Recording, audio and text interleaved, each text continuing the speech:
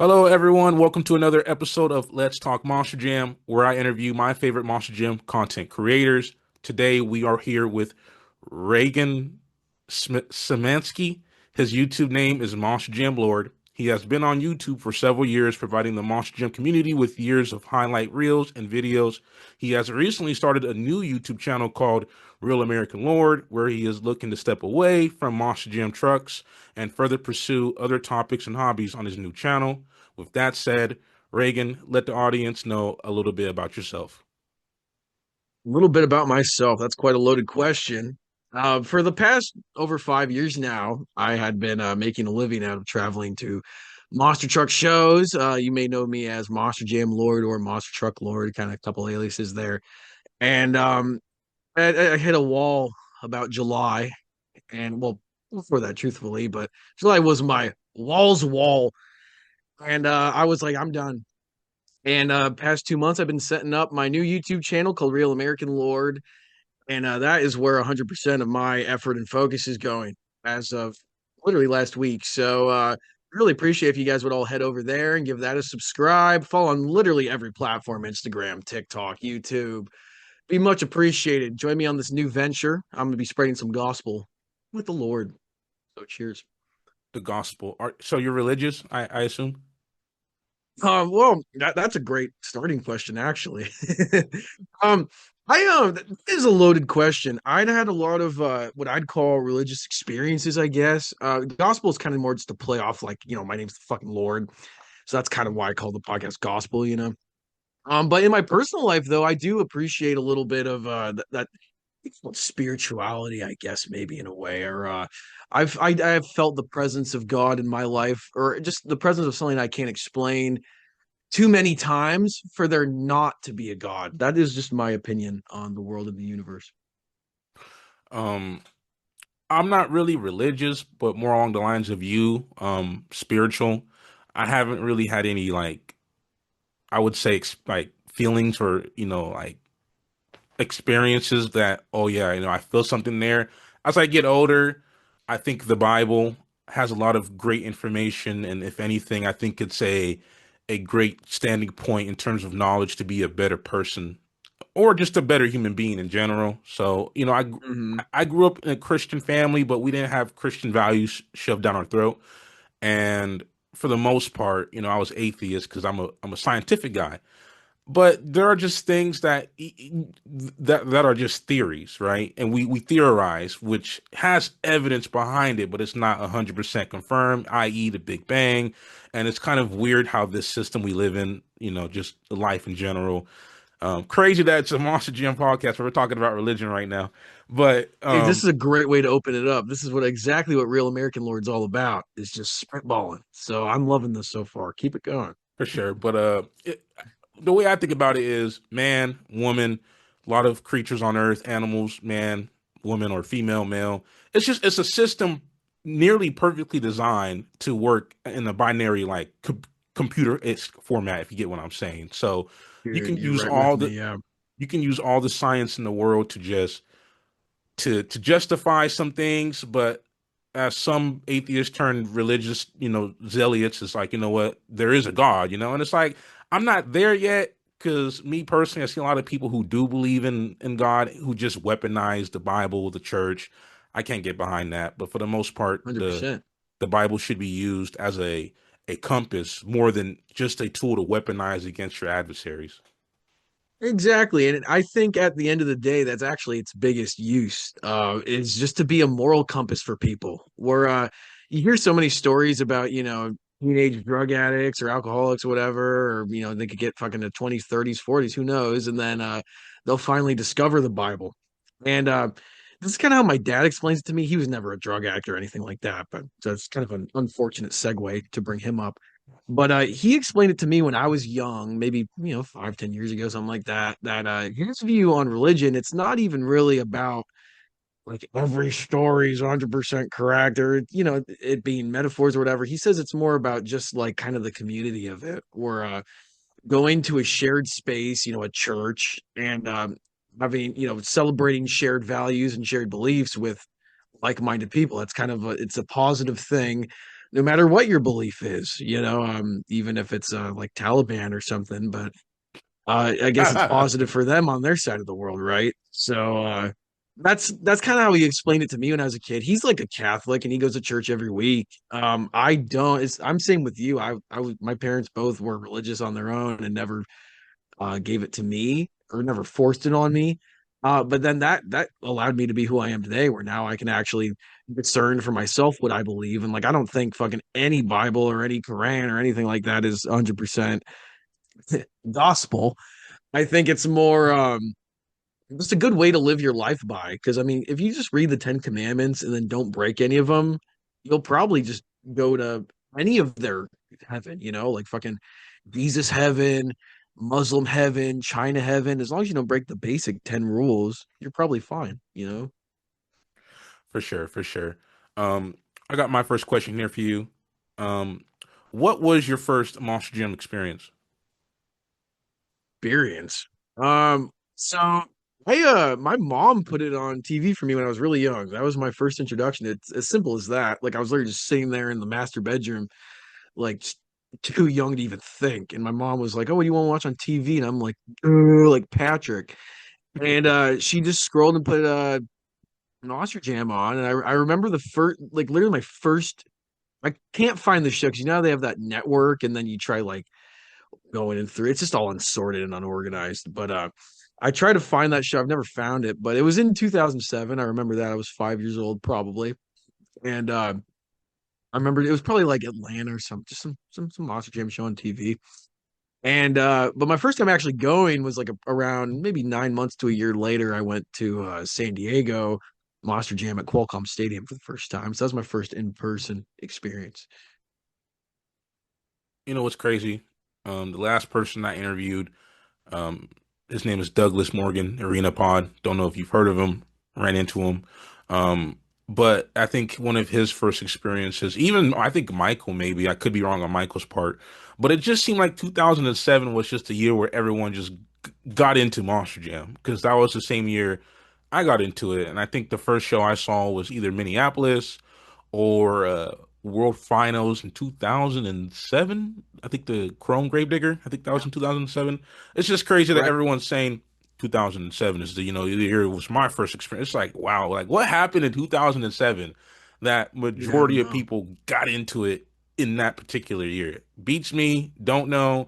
Maybe they pushed for network and everyone just had access to it and it birthed a lot of Monster Jam fans, including you, myself, Arena Pond, Michael, whatever. It's just 2007 is a weird year that everyone brings up when I talk to them about Monster Yeah. Jam. Yeah, you're right. Yeah, 2007, 2008 was when I was a kid. I was just super into it just from the first time my mom put it on TV, like you said. It was, and I looking back, and when you actually look at the history too, I think different generations of people would debate this. Like, older people would debate what I'm about to say. But I would say if you actually look at it and look at the entertainment, you look at what you got versus how much you paid, and then like the entertainment versus price value and everything, and like actually how good the product was. I would say probably those years were the best, like around 2005-ish to maybe 2010-ish. I would say that's probably the best bang for your buck you ever got, which is literally like the best product of like anything. Is like if you can get something really good for an affordable price for a family, that's a recipe for success. That's why our parents took us in 2007. You know what I mean? I guarantee if I was born fucking last year, I would never go to a Monster Gym because my family would never be able to afford it. So I think that kind of is a lot about it too. That's a lot about it that no one thinks about or no one talks about, you know, is that's probably a really big part of it. It's very affordable back then. So a lot of kids could go, now like a lot can't. Now, define affordable. Like, what was the difference between 2005 to 2007 compared to days of like today? Oh. that's a long one to answer. We got Um, time, man. We got time. Take as much time as you need the to. main thing I would say that I noticed is kind of Just like the community is probably the main thing that's changed. I'm not talking about the fans themselves. I'm talking about like how the industry shaped the community. Like monster trucks started off as just guys that were like, "Hey, look how big my dick is." When it was mud trucks, like Dennis Anderson, he just wanted to show everyone that he had the biggest dick wherever he went. Like that's literally the whole point of Gravedigger. That's how it started. Um, and then that started the 80s and 90s where everyone's trying to like outdo each other, put bigger tires on it. The Leafers were big. That was the whole, point series and shit. All that stuff going on in the history that's before me, precedents me or whatever the word is. Um, every era started from something else. And I just think it's kind of how you end up over time. Like where, like I said, Dennis started just like trying to show everyone, hey, I drive Gravedigger and I've got a big peepee. And that's what drove monster trucks. That's what drove them to be so big and what they are today. Like, the 90s, their point series, Camel cigarettes, beer sponsors. Then you see the influence of the 90s, and the influence of the 90s is like, oh, we have to get a little more PG and kid friendly and shit. And then the Monster Wars and stuff, and then the WWE shit comes in and everything, or WCW, excuse me, and that added a lot more like fake elements, people would say, to the sport of monster trucks. That's also when freestyle started getting big, was around that time. So I mean, just it's always a product of the times. That's any time, anything you're interested in, it's a product of the times, and it's a product of your government, and it's a product of your country, really. Where I think to answer your question, 2007, 2010, whatever I was talking about, that was probably the best time because people could go afford it and enjoy it. Where today, they're not gonna like no family of four can afford to go to like really any monster truck show. Um, and that reflects on how much you enjoy anything. Like, dude, if you go to fucking McDonald's and you pay $15 for a Big Mac, are you gonna enjoy it as much as if you go to like Del Taco and pay like $5 for a little two taco combo? You know what I'm saying? Price goes into your enjoyment of anything in life. And if your product is too fucking steep, then no one's gonna enjoy it. Like that's honestly kind of bottom line. I think that's why we've lost a lot of fans. Not we as people, but the industry. You know what I mean? Yeah, there are some people I talk to who say I can't afford to go to Monster Jam anymore. And it's like, well, to me, I haven't really had an issue with the price because compared to other sports, I have, coworkers or friends that are into like WWE, for example. Front row seats at a WWE show is like Mhm. $6,000, a couple $100 Yeah. for a house show. And even to this day, Monster Gym, front row seats to a Monster Gym show, Salt Lake, for example, is 100 and I think it was what, 130, 140? Correct me if I'm wrong. I didn't purchase Yeah. no front row Mhm. seats. Well, fucking mine were like 250 or something front row a night, but it ended up being over $1,000 for fucking two people to go the whole weekend. But Seats included or just regardless, the whole vacation? no, just the seats. Oh man, It I was just the mean, seats, yeah, and that's not including the Thursday. That's just the Friday, Saturday was over 1,000 for two people front row. Both days. But what I was saying is, relative. So, I've looked at WWE front row before. I'm mildly a fan these days. I used to be a lot bigger when I was a kid, but when I was a kid, you'd look at front row and you'd be like, wow, people pay like $600 for front row at WWE. That's fucking crazy. And then now, dude, like now that they have new ownership the past 5 years, like I mean, I haven't been a fan since longer, but I was looking. There's actually a show in November in San Diego that I was going to go to, and I'm bringing my friends because I never brought any of them to a WWE show before. So we're going to that one, and then it's at Petco Park, a big baseball stadium, and the fucking front row is like 5 grand, and it's like we weren't going to get front row anyways, but I just looked, and it's like $5,000. Like, who is going to pay $5,000 for one person? Like, it's only like executive people, like maybe bucket list people who say they'll only do this once. But like, that is not worth it for like a 4 hour show, no matter what it is. And but I was trying to say also that obviously I'm not saying Monster Jam's overpriced like that or any other monster truck company is. It's more just like a product of the times where everything Monster Jam has consistently over the years been priced lower than an NFL game or an MLB. Well, not MLB. That's you could get it for fucking peanuts for that. But you know what I'm saying is like an NFL game is always in history or a WWE show is always priced higher than a Monster Jam for our whole lives. It's never changed. It's never like they were even or one was so much higher. It's always been the same going on. And I think today it's like you fucking see WWE. Obviously, nobody can afford that now. Front row. Monster Jam was only $170 front row, right? Yeah. Only, but it used to be fucking $60 front row, right? When we were kids. That's kind of what affects the times, it affects it in people's head. You know, you adjust them for inflation. Normal people don't understand that. You know, so that it's fucked. It's more it's a much bigger problem than just how to market monster trucks. I think it's more of a governmental and a life and a world thing at the end of the day, especially the fact that there's no demand for monster trucks anymore. Yeah, when I was younger, and by younger, I don't know, I don't even know why I'm starting it off by saying that, but like when I lived with my dad, for example, I got back into the sport in 2019 and I missed out a lot. And I went to my first War Finals that year, which was in Orlando at Camping World Stadium. Front row tickets for four people. Um, in 2019, me, my brother, my dad, not four people, three people, was 700. It wasn't really front row. I was like maybe 5 or 6 rows back, but for both days it was about almost $1,000. And I wouldn't do that today because I don't live with my dad no more. I live with my lady. We pay bills now. When I went to Utah, I was gonna make it regardlessly. So I paid for the cheapest seats I could buy, which was the corner seats next to those turns. I was in the blue side and in that turn. It was a good view for the price. But next year, I plan on trying to get front row seats because I want better content and footage for my YouTube channel. All right, man. Well, be careful with that. If I could tell you one thing, if you want to use Monster Jam for your YouTube channel, be careful. Now let's get into that because you put a spicy little video on your little Instagram. I wanted to ask you like, what are some things that soured you and your and Phil's relationship? Like, was you close with them, or was you like, did they pay attention to you? Like, what was it like? Wow.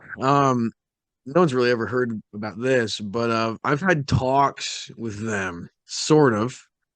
I first time I they reached out to me and they wanted to offer me a job that they offered to someone else. And I'm so glad I didn't take it. That was like 2022. And then that guy quit. He just quit a couple months ago. It's like, wow, you must have really fucking enjoyed it if you quit after 2 years. And I'm not talking shit on him. It's just how it goes. But yeah, they didn't even offer me it actually. They kind of just were feeling me out for it, and then they ended up giving it to the other guy. That's what hiree said that I've heard. And then I'd also had contacts with them around when they were announcing their live streaming stuff around it was like a year and a half ago. And that was my first opportunity saying, hello, I'm Reagan Szymanski. You might have heard of me. I'm Monster Truck Lord. And that was the first time I ever talked to them on more of a professional level. And you know, it's not like I'm not saying they ever treated me wrong or anything. They always treated me great, actually. I mean, even those same people actually brought me into the private World Finals qualifying day that year, last year. Or I mean, there wasn't open to anybody. You couldn't buy a ticket or anything, but they let the Lord in because they were trying to get him more on board. And I it's not the right time. I told them then I was like, I want my last job to be with Monster Jam. That's what I thought since I was a kid. I would like to retire there, you know, and there's people that can. I'm not talking about being a driver, I'm talking about just working there.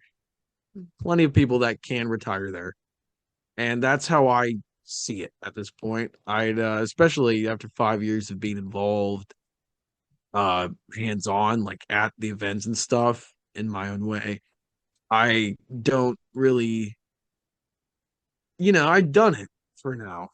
For now, I can kind of step back and maybe focus on some other things, some other passions. I'm not really interested in being involved in the industry at the moment. I think I got it all out of my system. So I'm assuming the position they wanted to offer you was like content creation, try to bring in more views for their like company. Well, just the social media guys. I don't even know what you call the position, but it was more, the people that like walk around and film and then they post that on Instagram. Yeah. Those people. Yeah. I That's like a whole big setup. Like they contract some other company to do that. So like all those people are from a different like Moshim doesn't pay them. They're paid by a different company. So basically the people at Mosh Gym wanted me to work for that company, and then that company would send me to Monster Jam. And then yeah, that's what it was. And it was never a legitimate offer. I'm not trying to put that out there. I never want to get that wrong. Is I was never legitimately offered anything. It was more of they were feeling me out for the position at that time. That's what I was saying. And then they ended up giving it to someone else. That's what I was saying. So So this morning I was watching Bryce Kenny's interview with George Belham, and they brought up a point about oh, they don't want to have fans recording the whole show because they're trying to get the live stream set up, these TV deals, these streaming deals.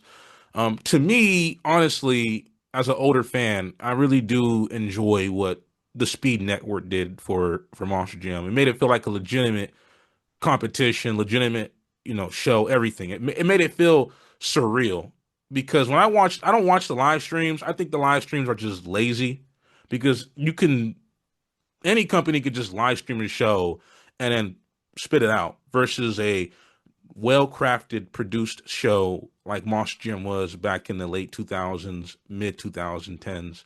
And I heard this, I don't know his name, or I think his name is Armando, the Monster Truck Reels owner. I heard they striked him I down know him. too. He's a good buddy of mine. Yeah. So why are they striking all these content creators down in terms of, because me personally, I think it's like, oh, you guys are getting like 60, 30, 40 million views on a show. Meanwhile, their live streams can, for example, today, Oakland's live stream only had like 200 people watching it. And it's like nobody, in my opinion, wants to watch that kitty Weenie Hut Jr.'s live stream, right? And a lot of people don't like when I say this. Some people do, some people don't. Some people told me you shouldn't be making Monster Jam content. You're a hater who has access to YouTube. Man, when I hearing that is kind of BS to me because why would people who hate something so much, and in this case Monster Jam. I don't hate Monster Jam. I love it. I got like $1,000 worth of die cast in my room hung up crazy. And it's like, to me, I don't make the content I make because I love it. I mean, I love it, but at the same time, from what I'm seeing from older fans, what I'm seeing in the years I missed out on, I call this the circus era. I call this the Weenie Hut Jr. era. Now, SpongeBob. We have Fuck yeah, I grew up with it, man. I love SpongeBob. there was that one episode of, SpongeBob and Patrick. They go to this bar. It was Salty Spittoon, which is hardcore. That's old school I Monster Jam. know. Yeah. To Hmm. me, old school Monster Jam is, some people would go back further. I got into Monster Jam in 2007, watched it for a few years, probably until middle school, got out of it, and I guess I missed out in some of the biggest peak moments of the sport, which was As Big as It Gets tour and I forgot the other tour, Path of Destruction tour. All that to me seemed like I missed out amazing, and it started, to me, at least outside looking in, was on a decline. So we're not Hmm. in that Yeah. salty spittoon era of Monster Jam no more, where it's like it feels like a motorsport company. I call this the circus No. era. I call this the Weenie Hut Junior era, and we're not Hot Wheels. Hot Wheels, in my opinion, is Weenie Hut Juniors, right? Where that's the It's lowest. super weenie or super mega weenie hut junior, whatever they called it in that episode. Yeah. Yeah, so it's like we're not there yet, but in my opinion, we're heading closer down to that pathway where we're introducing trucks like Oh Rec yeah. Deck. Next year we got four Sparkle Smashes, and it's just I'm sorry. I'm not gonna be a YouTuber who's like, yeah, this is great. I'm not gonna say things that will piss off the fandom. My content is for people who are like you, like Michael, old school fans who still enjoy the sport, but can at least call it Yeah, out for what it is. Some fans would be like, "Oh, you guys are haters. I don't know why you guys are so negative." Well, it's because we've seen some of the greatest of the greats, and we're not there yet. yeah, And no disrespect to Modern Monster Jam, there is stuff you can like about Modern Monster Jam, but if you go back 10 years on YouTube, you can even see the audience in the stadium just packed out, sold out to yep, capacity. I saw a video from 2010 in Oakland on YouTube a few weeks ago. The whole stadium, even the bleachers, even the nosebleeds had people on them field. Man, when was the last time you went to a yeah. show where the stadium is at capacity? I Like, know. I that's something I tell people all the time is that the only time you will see an event sold out is an international one. So that kind of adds to why I go to those ones. Those ones are really fun. It's actually fun to be in attendance for those because there's a whole fucking packed crowd where here they oversaturate every city, every market with sometimes fucking 10 shows a year. And it's just too much. Where, I mean, they might make their money, they might clear their money from sponsorships and stuff like that, but they're not clearing money on ticket sales at all. Same with most, you know, touring gigs. It's not even about ticket sales, more about marketing and advertising. But so that's the problem is that in America, going to fucking Monster Jam has been coming to San Diego for like 30 years straight, at least, probably. So, like, here, we have four shows a year. Not a single one is going to be sold out. And it's only a 35,000 seat stadium. So it's probably 25 after Monster Jam blocks all the, tarp off and stuff and doesn't sell the up because, it's how it is. So they don't, uh, they don't care about that either. Literally, your question was last time I went to a show that was sold out. It was Singapore about a month ago, maybe now. And but before that, oh my God, it's been years. Before that was probably 2, 3 years ago. We went to Africa. And Africa was the last sold out show that I went to. And you see, I like actually see the flash bulbs going because they don't even have iPhones there yet. And interesting. yeah, yeah, I know, right? And then probably before that, it was before COVID was the last time I went to a show that was sold out. Like they don't sell out shows anymore. They don't care about that. That's not part of the business model. It's like the presentation and how it looks like, oh, we have a full crowd. That doesn't matter. Like no one cares anymore because they clear their money on just like advertisements and shit. So, you know, that's another lame thing that kind of adds up, you know.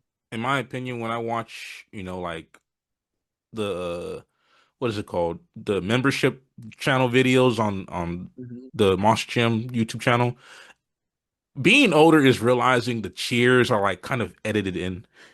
Like you could Yeah. just It's the you could just same one, yeah. and it's just like I made a recent video about like how there's a rumor that they're gonna mandate these new quieter mufflers on their trucks next year. And I don't know if that's a rumor. is it true? Hey, I don't I'm not lying. I don't know if it's a rumor, but my thoughts are it's 100% true, dude. When they first, I think it was June in Athens, Georgia, if my memory's correct, they brought those things out for the first time, or it was either Sweden a couple months before that. I don't remember. But as soon as I saw those for the first time and they were running them in the United States, I was like, that's it. That's the next step. They're trying to make them even quieter. And so I think you posted that rumor, right? Of fucking like you made it public, like someone commented, but you made it public about, oh yeah, they're gonna mandate it for 2026. I don't know if they're gonna, I mean, I haven't heard anything, so I'm not gonna say like pretend like I do. But my guess is that all Felds are gonna run them probably next year if they're happy with them now. And Independents probably have an option for maybe a year or two. And then it'll be mandated just like everything else is, like BKTs and shit. Bad. But the way that you your post made it sound is that they're going to start mandating those mufflers next year. And I mean, I don't know, I haven't heard, but I would not be surprised. I mean, come on, any way to kill it, any way to make it lamer or shittier, come on, thumbs up. That's what they like. So keep putting it out. Make it shittier, Man, make it lamer. man, That's I'm getting riled up right now because it's like, what happened to the sport I grew up and loved, man? Like Michael said something really interesting, and we'll get to that question later, but I'll tell you his answer to the question. Maybe we'll put it in right here because this is usually the question I like to ask at the end. But this is a juicy conversation. I enjoy the way it's going. But I ask everyone, what is the future of Monster Jam? Because we're kind of already talking about the decline of it right now. So it's like, well, let's put the question in. Like, what do you think the future of Monster Jam is? Because his answer was he thinks the sport's gonna have a possibility of dying. And I thought that was his answer was really interesting. And I could see why he said that because the mandates, we got this BS bullshit format coming in it's 2 years in a row.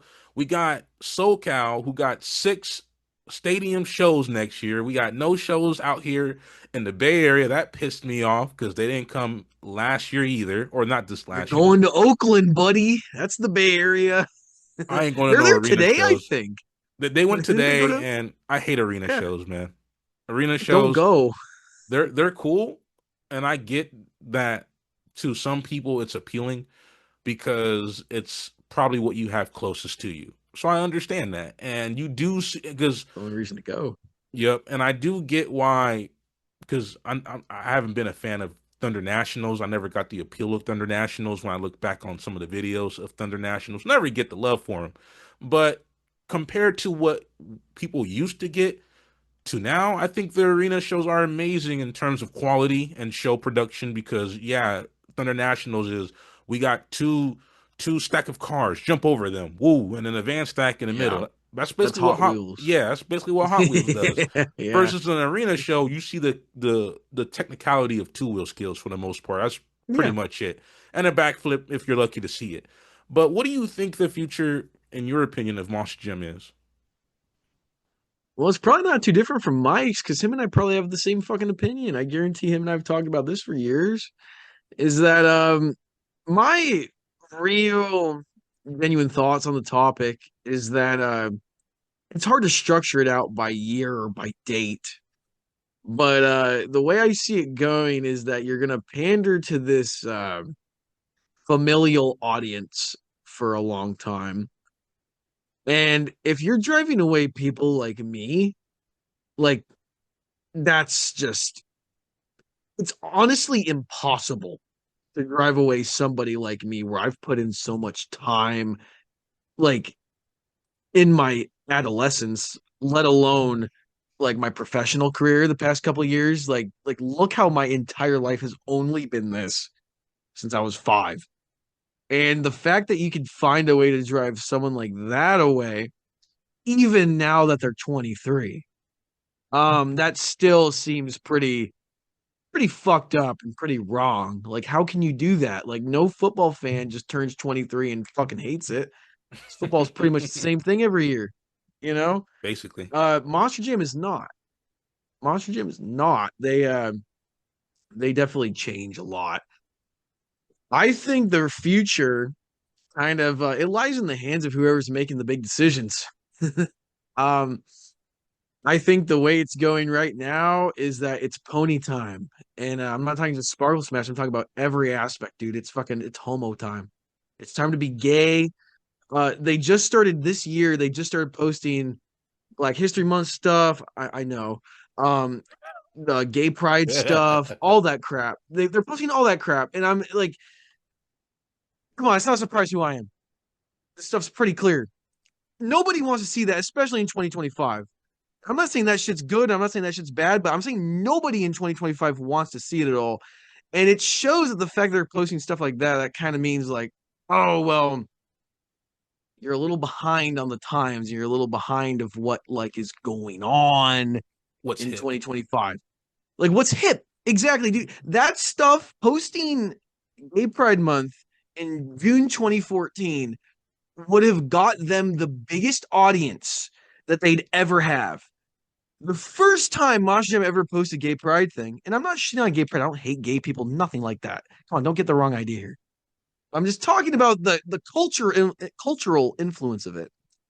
The fact that the first time you ever posted is 2025 just shows you how out of touch they are when this was the first year that every brand stopped promoting that kind of stuff. It just shows you that, and that's just one example of talking about that social cultural stuff. But that's not even the main point. Is that that applies to everything else within the sport? Like they are always culturally behind of what the people that want to see. It's times change. 5 years ago was a different audience you'd have at a Monster Jam than today. 5 years before that was way different. 5 years before that was a completely different person. And they always seem to adapt to what's going on in the world right when it ends. And you can apply that to certain trucks they've gotten rid of and brought back over the past 20 years. You can apply that to the social stuff, like I just said. Literally everything, dude. They're always behind. They're all like, and on YouTube, I guarantee you this. They are behind on YouTube. They're behind on Instagram the whole time that people like me and Wayne were understanding it. And then now they're finally starting to jump on it. Wow, maybe you should have done that like 15 fucking years ago. Like maybe every other sport did. NFL had their own network, you know. These things just don't come easy to them. It's like they need help. They need somebody like me there to guide them on what they should do to run their company better, Who's you running know. the show up there, man? Like, damn. I don't want to answer that, but Now, a few things I got from that. I want to get back to the identity politics because I'm black. You know I'm black, but at the end of the day, oh yeah, I'm not with the identity politics. I'm not with the whole Black History Month. I'm not with the whole Pride Month stuff. I'm not with the whole that's what June. Sparkle Smash is. Man, And it's not gay, it's woman. Sparkle Smash isn't like, oh, gay people, it's oh, woman. That's what Sparkle Smash is. So that is obviously advertised to women. Maybe women kids will like it. But it's just not something that's gonna appeal to the you know, camel sponsored Gravedigger fans or the beer drinking fucking safe auto advanced auto parts fans. You know what I mean? It's not gonna appeal to us. It's not for us anymore. We're too old for it in their eyes. yeah, man. If you're older than 5 years old, get the hell out of here. But I really hated the identity politics stuff. I really hated, especially the Juneteenth stuff, because I think all of that really turned off a lot of people. And I was in the comment section on like the Juneteenth one. I was in the comment section of, oh yeah, guys, all these fires down here in LA. We want to send our condolences. I was just like, Exactly. how about you guys put your money where your mouth is and donate some of your profits from the show? But you won't. It's because it's easier to get on social media and virtue signal to your fans, bro. Yeah. Like it's kind of crazy. They had many shows down there as the fires were going on. They didn't say anything. They left. They packed up shop and said, "You know what? We're gonna say something now because we're not there no more. We already made our money, guys. The fires. We just want to send our hearts out there." They turned off the comments. They deleted all the comments. Right. So that was Yep. interesting to see. The Juneteenth one. There's a lot of people saying that. I'm just here for the monster trucks. I know. How about we just all celebrate the monster trucks? And Yes. there's a lot of people, in my opinion, I might piss a lot of people off by saying this. You're a loser if you use identity politics to justify your existence or the way you feel about life, right? I have True. never ever gone to a monster truck show, and this is something that's really unique to Western civilization. Oh, I gotta get my social cue points from companies, from celebrities. I'm just there for the monster trucks. I don't care if they want to virtue signal to black people. I just want to watch the monster trucks, man. I was in Oakland. Mhm. I was in Orlando. Orlando had many white people. I found myself in the crowd on the picture. I'm one of the few black people in the crowd. Even at Salt Lake, there wasn't that much many black people. I don't care. I'm not there for to see some other skin folk. I don't give a damn about Hell that. yeah. So You should know your territory. It's the same if I go to a fucking basketball game. I should know my territory. You know what I mean? Just accept it. It's fine. It's nothing wrong with that. There's territories. It's not even about territory. It's just there's certain things certain people like. And if you don't fit that stereotype, then who gives a shit? It's just a sport. Who cares? Monster You Jam know? because we got to appeal to everyone, and Yeah. we alienate fans in favor of people who probably come to the show once and then don't ever come back again. But Yeah. then our real fans that keep putting money in our pockets, we got people from Italy coming to Salt Lake City. I mean, we don't cater to you. No, no, no, no. We cater to the everyday Joe who don't give a damn about trucks going broom broom. Like no, like that's gonna be the death of Monster Jam. Is trying to cater to everyone who aren't real gearheads, and which is why I believe there's some truth to the rumor of, oh yeah, quieter mufflers. Because I was in an argument on a Discord server. Oh yeah, they're making their trucks quieter so they avoid lawsuits. I'm like, so name one lawsuit they got because of hearing loss. Oh, This 2015. So I'm like, let me look up this lawsuit that's supposedly existing. I look it up. I'm like, there is no lawsuit here. Well, my dad was on the jury. I'm like, bro, it would be a Okay, public. so it wasn't a real lawsuit. It was just some pussy lawsuit, and the judge looked at it and was like, "Get the fuck out of here, homo," and then threw it out. That's probably what that guy meant. It's If stupid, anything, man. unless he's lying, unless he's lying. Nah, he was lying because the problem with catering to people and trying to get mass appeal is monster trucks have been for people who like loud trucks, motorsports. You can get 100 people, and it's okay if you don't get all 100 people because that's not how life works. Someone's gonna find it interesting, someone's gonna love it, and someone's gonna be like, "Let me check it out." But the people who are always gonna come are people who have been fascinated by that kind of stuff, and they're gonna keep supporting you. Monster Jam is trying to cater to people who don't like loud trucks, who don't like crazy things going on, and I think that it's like a bubble. It's gonna just pop eventually, and I hope it doesn't pop anytime soon. But with the decline in viewership, the mandates, I don't know how they survive, especially with these arena shows like Oakland. I looked at the live stream today just for a quick moment. The crowd was empty, empty. Like Yeah, the gaps in people from this seat to that seat. How do you guys make money on that? I don't think they do. I mean, definitely not from ticket sales. It would definitely be from sponsorships and advertising. That's where all the money of the sport comes from. That's the only reason why monster trucks are still a thing, really. At least on a global scale like how Monster Jam is just because of that. Like it's unsustainable if you don't, have all those corporate connections and things. It's the future of it, man, really I think lies in how you market. And there's certain things they do where they're like, hey, this is little fanfare. Like, oh, 28 trucks for the World Finals as opposed to 24, where it's like, well, that's not what I don't give a shit. I think the 12 trucks in stadiums, I think the 24 at World Finals is perfect. But and I don't want to turn this into a format conversation because that's been Let's beaten to go, death bro. for every I year. want to hear it. Be raw, It's be straight, be honest, do whatever. I'm here for it. This that format stuff is just lame, man. And that was probably a nail in not just the nail. I'm talking about one of like 100 nails in my coffin of just not giving a fuck anymore. Um, it's just I can't get behind that. That was probably the one thing, and I'm not even talking about freestyle. Freestyle's never mattered to me.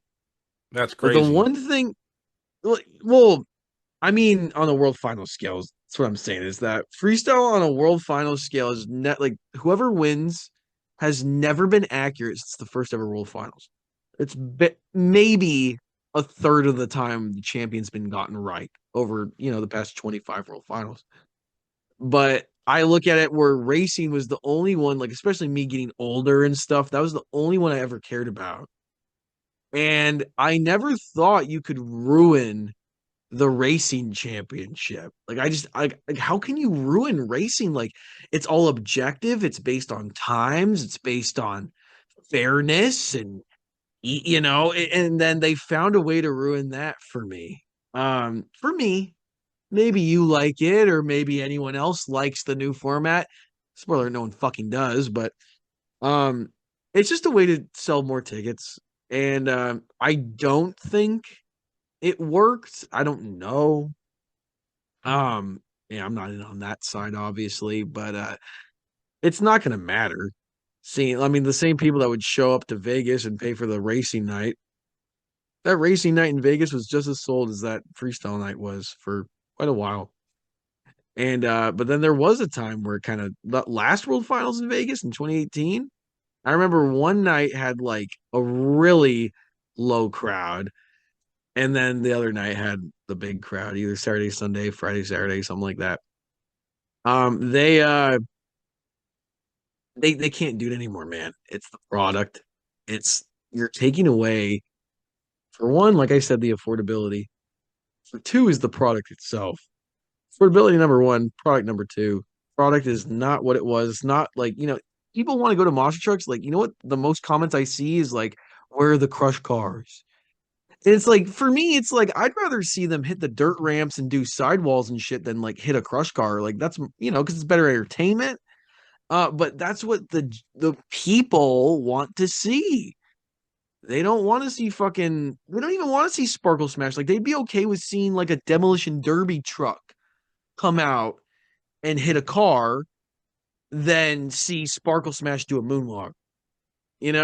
That's like what general fans want to see. That's what I've gathered from my YouTube and stuff. But maybe they figure it's just easier, it's cheaper. Honestly, I think everything comes down to easy. I think it's just easier to set up that same track every weekend. Obviously cheaper and easier, the same thing. Um, yeah. Now, I like what you said about racing, how it's objective. Um, I fell in love with Zach Garner, and he was robbed, robbed of a win. Um, I haven't been much of a Toddler Duke fan. I was really disappointed to see my boy, his truck broken, just trying to just win. And it's like, you know what? Mhm. I was pissed. I was so pissed. And Yeah. they don't care about us. They don't care about the fans because when the format was first introduced this past February or January, everyone was pissed. Everyone, the whole fandom collectively agreed this is dog shit. Then you Turned have off the people, comments. yep, they turned it off, and that was, oh yeah, these are our diehard fans who watch our live streams every week. These are our fans who can pay money when they won't, but we're not gonna care. And then they did it 2 years in a row, and apparently, I was watching, I think his name is Weston Racing on YouTube. He said that they're supposedly coming back to Salt Lake in 2027 too. Supposedly, rumor. Don't know how much truth there is to that. I wouldn't be surprised. Dude, I'm I'm not kidding you. So my thought, this is my own personal thoughts. I have no input. My thought was as soon as they signed that Salt Lake, I thought this last year, so over a year ago. When they signed that Salt Lake City deal, I was like, wow, like the fact that Salt Lake City is their attraction city, because it was literally only Orlando, which is it's probably the biggest attraction city in the country for Disney and Universal and shit and tourism. It's literally it's the tourist capital of the country is Orlando. And Didn't know that. then Nashville was second, where Nashville was that's one of like it's basically like country Vegas if you walk around on a smaller scale than Vegas. And that's especially at the time when they did that show 3 years ago, 2 years ago, that city was definitely in a big boom period. So it's like, wow, they're hitting some good markets. And then they get to Salt Lake City, and it's like, well, who else is gonna pay for it? Like, you could answer if you want. What city do you think after Salt Lake City is going to spend any money on the Monster Jam World Finals on an event that won't even sell out. I don't think any city will. And I remember when they announced Salt Lake City because it goes fucking what?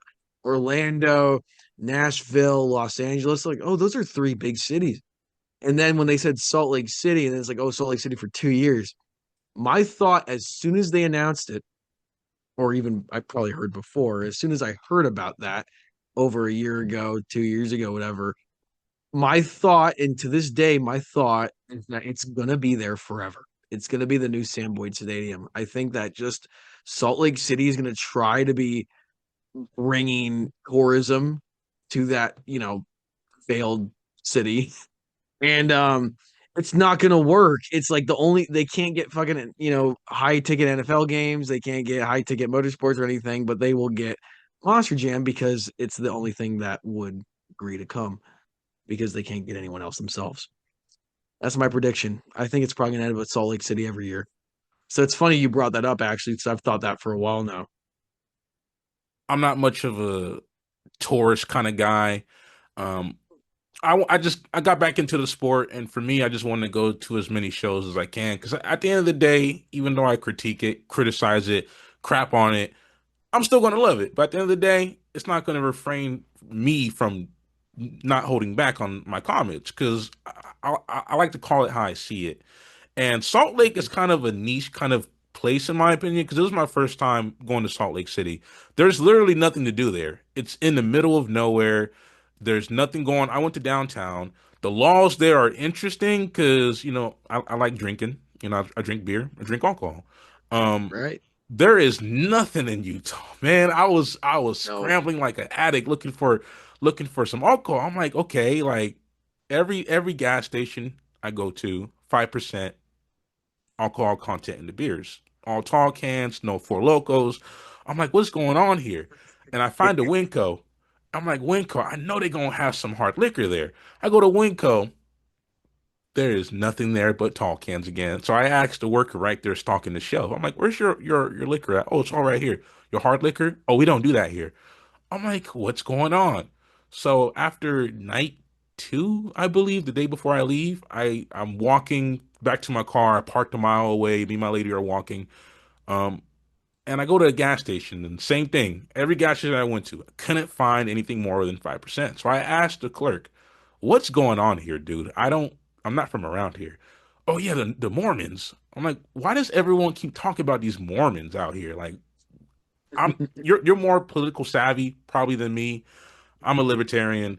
I don't really get into politics heavy much, but a lot of it has to do with the Mormons, and they have state liquor stores where the only stores you can go to get actual hard liquor is at a state liquor store. Yep. Because every time I looked it up, all I see in search results is state liquor store, state liquor store. I'm like, what is this? Like, is this an actual Yeah. brand or is this like I'm ignorant on the laws? And someone told me next time you go somewhere, look up the laws, and I will do that. But I don't have to do it for Utah. I'm pretty much acquainted with it. I already got my game plan. Probably gonna drive out there again, bring a whole cooler full of hard liquor. Cause man, once I ran Yeah, out, you should. I can't find anything there. The laws are just Utah is beautiful. Don't get me wrong, but it just seems like there's nothing going on out there besides just them No. expanding and growing. And I don't know the process of what a city. So is it the city that has to bid for Monster Jam World Finals, or does Monster Jam and Feld pick out a venue they want to use for their event? Like, how does that work? Do you know anything about that? From what I understood is that the city bids on it since Orlando. They that was the first year that they shuffled it around and New York City paid for it. It was the first one. And then for whatever reason, I don't know, they fucking canceled that and then switched it to Orlando. I don't know if you were a fan then, but that was what happened is that the first one away from Vegas was supposed to be New York City, East Rutherford. And then that fell through for God knows why. And then Orlando was started it all. The first one you went to was the first one away from Vegas. So I'm a yeah, casual. they the cities bid on it. And that's what I was thinking is like, well, cities will bid on WrestleMania because people fly from all over the world for WrestleMania. People fly over the world for the NFL Super Bowl, whatever. And it's like, who the fuck is gonna like fill up a stadium flying around the world for the World Finals? Especially if you're not in a like marquee big tourism city. Like Los Angeles is a big, easy tourism city. Fucking Orlando is, Nashville is. But getting someone to fly to Salt Lake City from like Argentina or like, Tibet or something, it's like I don't think those people are gonna fly to Salt Lake City just to see monster trucks. Um, they'll probably fly to Nashville or LA, maybe, but definitely not Salt Lake City. And then that's the problem with giving it to a city that'll bid on it is like, oh wow, it's like the fact that Salt Lake City put in the highest bid for the World Finals shows that like nobody else wants it. Like it shows you that New York City doesn't want it, San Francisco doesn't want it, no Texas wants to pay for it. Like it shows you what's going on. It's like, oh, Salt Lake City is the marquee city paying for it. It's like, oh, it must be fucking going down. you know, really? Because why wouldn't New Orleans pay for it? That's one of the biggest tourist cities in the country, or at least as of a long time ago. Fucking Nashville's still in the boom period. Why won't they pay for it again? Why won't somewhere else pay? Why won't San Diego? Why won't anywhere in California or Florida, Tampa, Miami? Why won't these cities pay for it? Why is it Salt Lake City? It's What's wrong with pretty Salt Lake City? strange. It's just terrible. There's nothing to do there, like you were saying. There's no tourism. It's heavily Mormon, like you were saying. That adds more restrictions than most other, probably the most restrictions of any other of the 49 states. I would say you have more in Utah, probably. They got a lot more maybe lax gun laws or and such, but the alcohol laws are just fucking god awful, man. It's all right. That was my problem. I was out there 10 p.m. At my hotel in my hotel bar, and they were closing up shop at 10 p.m. all Salt Lake City week, and it's like this is just terrible. Like the World Finals is supposed to be about going out and having a great time and being with your buddies and your friends, and that's what it used to be for 20 years when everyone would go to Vegas. It's like, oh wow, we have an award show, we get to drive and we get our championship, and then we get to go out on the fucking Vegas strip and drink. And then now it's just like another chore weekend where everyone's miserable and it's boring and there's nothing to do. That's what it's become. And it is such a shame. It's just a traveling Disney on Ice thing now. There's nothing special about it. There's no love anymore from fan to sport or sport to fan. It's just, hey, look, here's shit. Go eat it. And then you'll pay for shit and eat it. It's I was true. just There's no watching. love. I was just watching a movie yesterday with my lady, and the movie was like, I love movies, but I'm the kind of guy that wants to be engaged in the entertainment I watch, right? I want it to be different. I want it to be outside the norm. And someone mentioned it when it came to Squid Games on YouTube. Like people just eat up the most cliche, underperforming, uncreative shit ever, right? Mhm. Monster Jam has hit that ceiling where there's nothing more you can get out of it. And to make it worse, they're pushing further and further into this Hot Wheels demographic of Weenie Hut Jr., giving us more Sparkle Smashes, giving us more Bailey Circuits, not giving us these hardcore names, so to say, like Gunslinger, turn it into Slinger, uh, Soldier of Fortune, remove the gun from it. Like you're appealing to the family when there was an episode I was watching of Monster Jam on Speed TV where Jacksonville pit party, everyone's out there having a great time, the rednecks and all that. They love loud trucks, the zoomies, everything. We don't get that no more because I went to the pit party. That pit party was terrible. I got up out of there after like an hour. I saw what I wanted to see, scheme reveals and everything. And there's a lot of parents who left the pit party too. And holy crap, the parking out there is atrocious, man. Like $50 to park your car. I was like, I'm parking somewhere a mile away for free and I'll walk to the stadium. But it just seems to me that we're in a period of time where we're celebrating, this is my point, like mediocrity. And we as Americans are just so fascinated by the most mediocre shit imaginable. At one point, Monster Jam wasn't mediocre. It's getting to the point where fans defend mediocrity. We're defending the childhood bullshit when it came to like the stadium tours and the arena tours. They all look lackluster. We don't need four zombies. We don't need four um what's it called? We don't need four what's the truck called? I'm having a train spasm here. What's the truck name?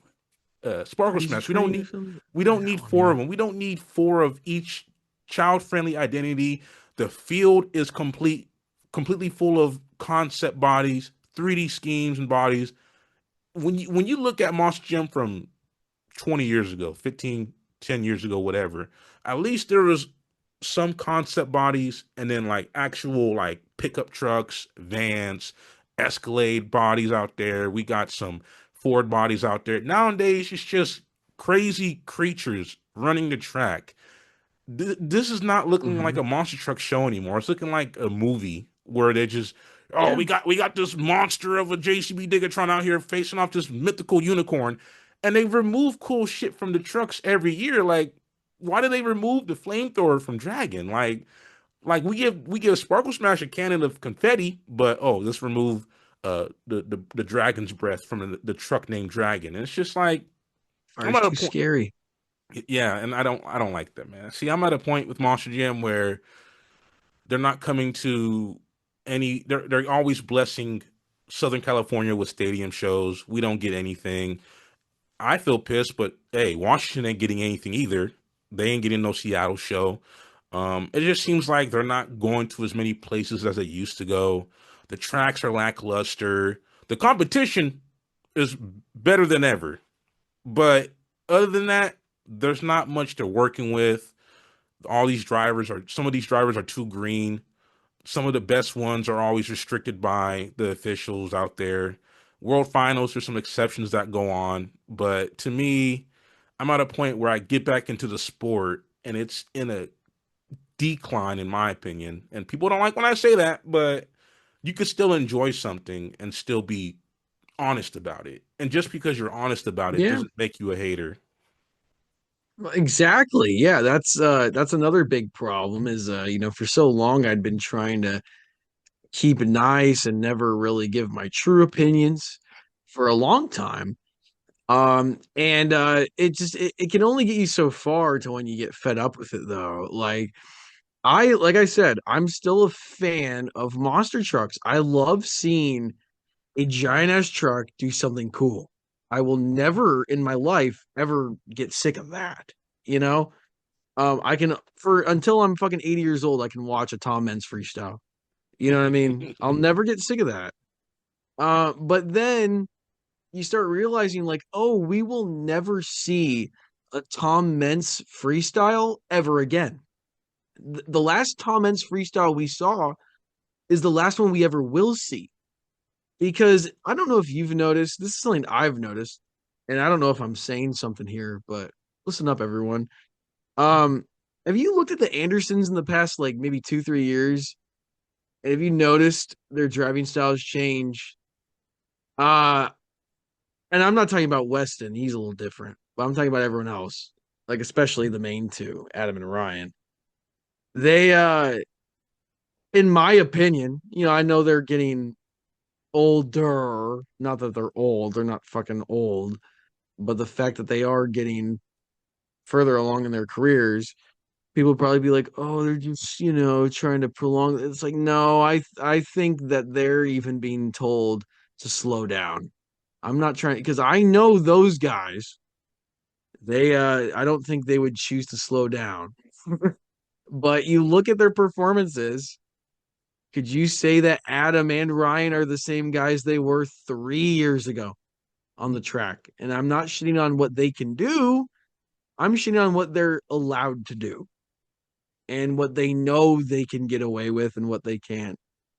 When was the last time you saw Ryan crash at the end of a freestyle run?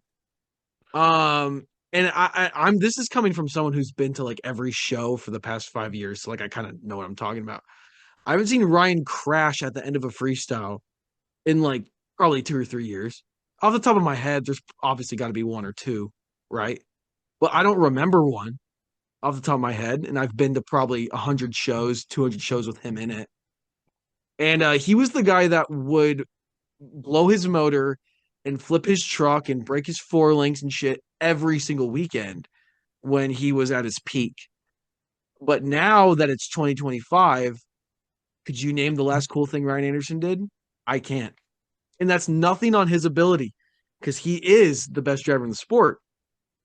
But could you name anything he's done this year? I can name one thing he did this year. What about you?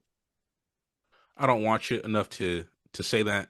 Um, Michael, his commentaries get me through because he's adding something different. And what really made me like Michael more is he would interject some of his frustrations in his commentaries, and he was really leaning into it in the first few weeks of the 2025 season. And I'm just like, man, go further, bro. Say some more, please. Say some more, because I feel the way you feel, and there's nobody on YouTube, which is why I came out of nowhere. There's nobody on Yeah. YouTube trying to be honest with the sport, and I get it. YouTube to some people, they make a lot of money. I don't plan on making Monster Gym content forever. I will eventually split off. I just want to get everything off my chest, which is what I've been noticing within the sport these last 2 years. I really got back into it. I want to go back to your Singapore trip. I looked at that Singapore track.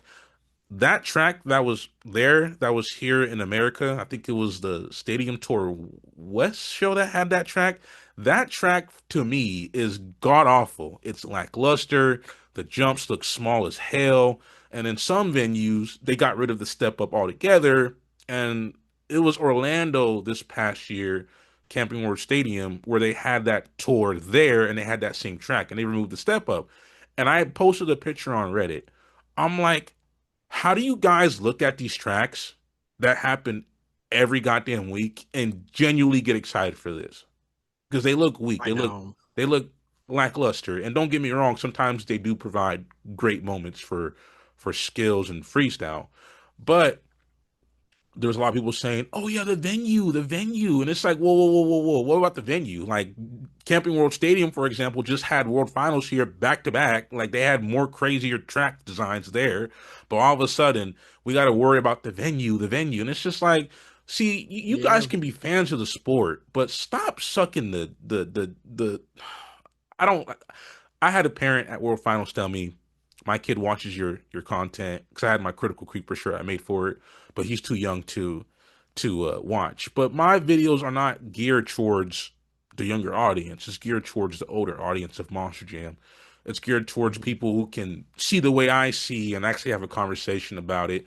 And to my own detriment, the way I went about it in terms of my videos and just ranting about it kind of turned off a lot of people, which is why I was like, you know what, let me try to articulate myself better so I can at least try to win some people over with my frustrations. But it turned off a lot of people because to them they heard, oh, he thinks Feld's bad, he thinks Monster Jim is bad.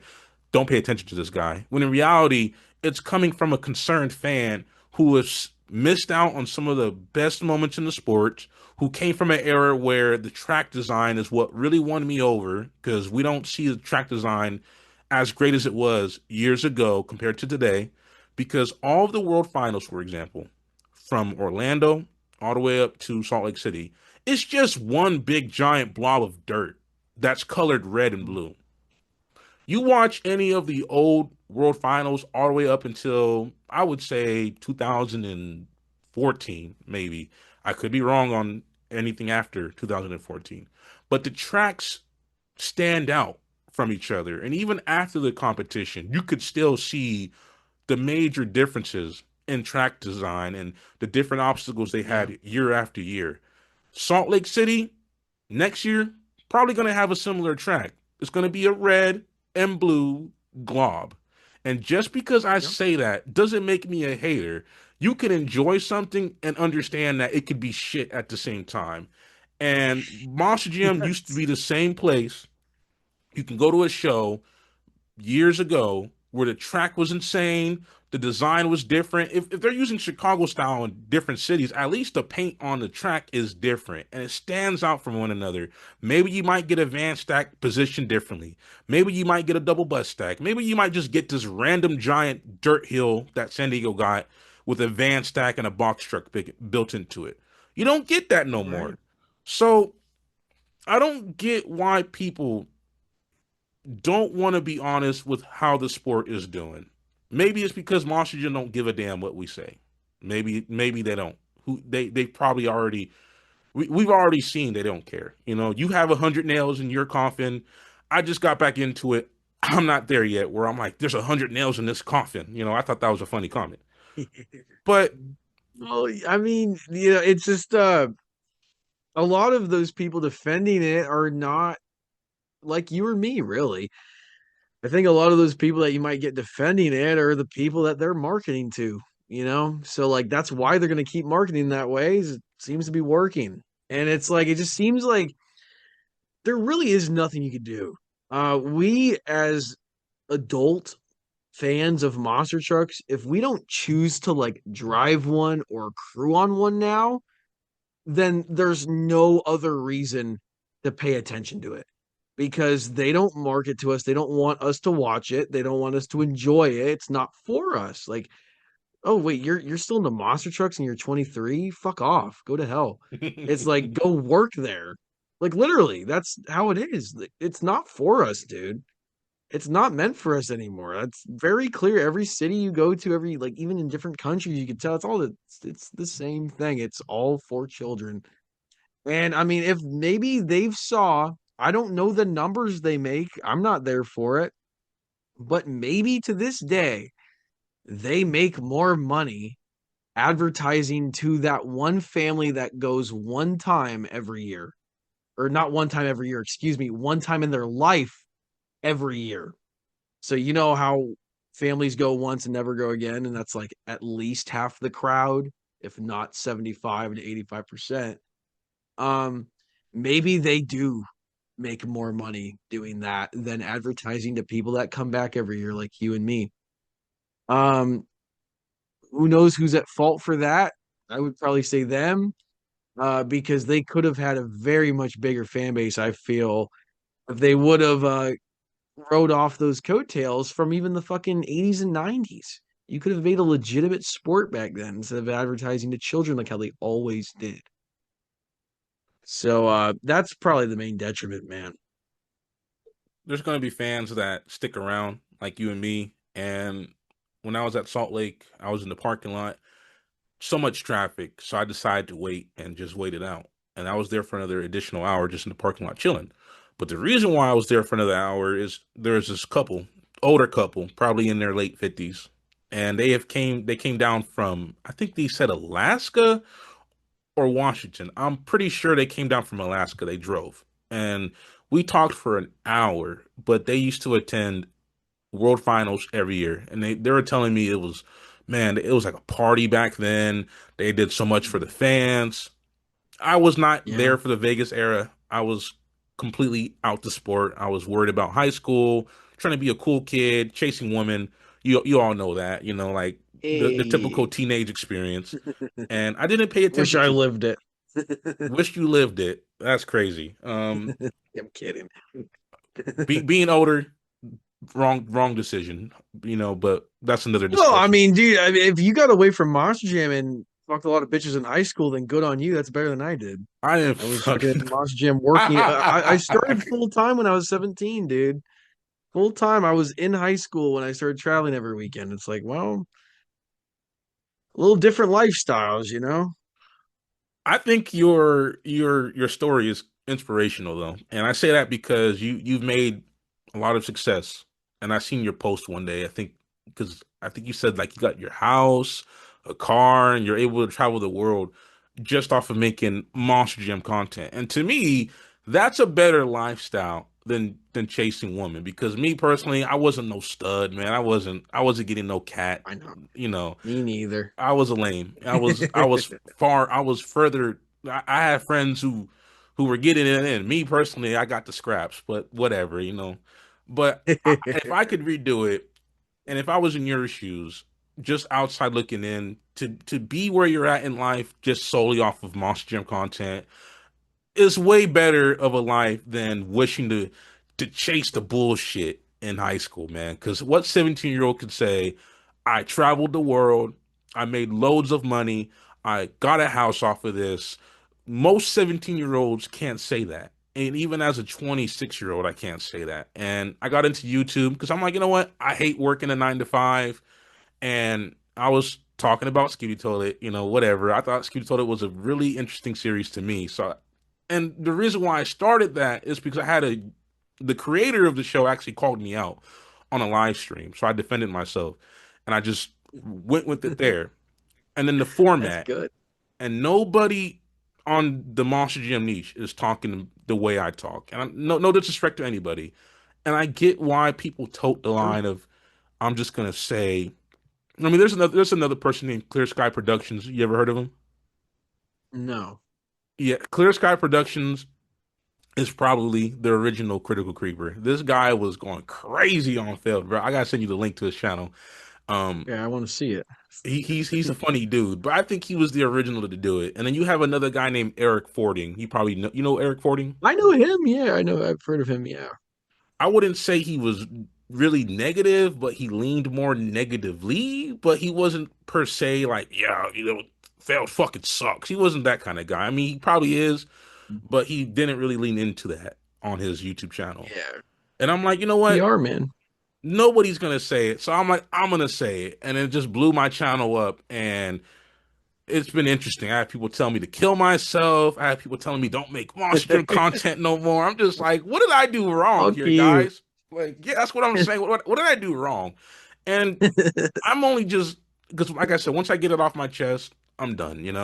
Because I don't see Yeah. I don't see myself talking about Monster Gym forever. But I see why people tote the line. They don't want to piss people off. It might hurt their pockets. I haven't got paid from YouTube yet, so I got nothing to lose. But I enjoy what I The do. time. I enjoy the fandom who can get behind me. I forgot the point you made earlier about I forgot. It was something you said, and I went on a tangent. But then in that tangent, I lost my original point. But whatever. I got another question. Well, Go ahead. okay, yeah. What is it? Well, I was just gonna answer you and say that after all, um, I wish for years I could have been honest. Especially people that know me, I am very true to what I believe in my heart. I believe brain and heart are one. And whatever you feel, fucking express it.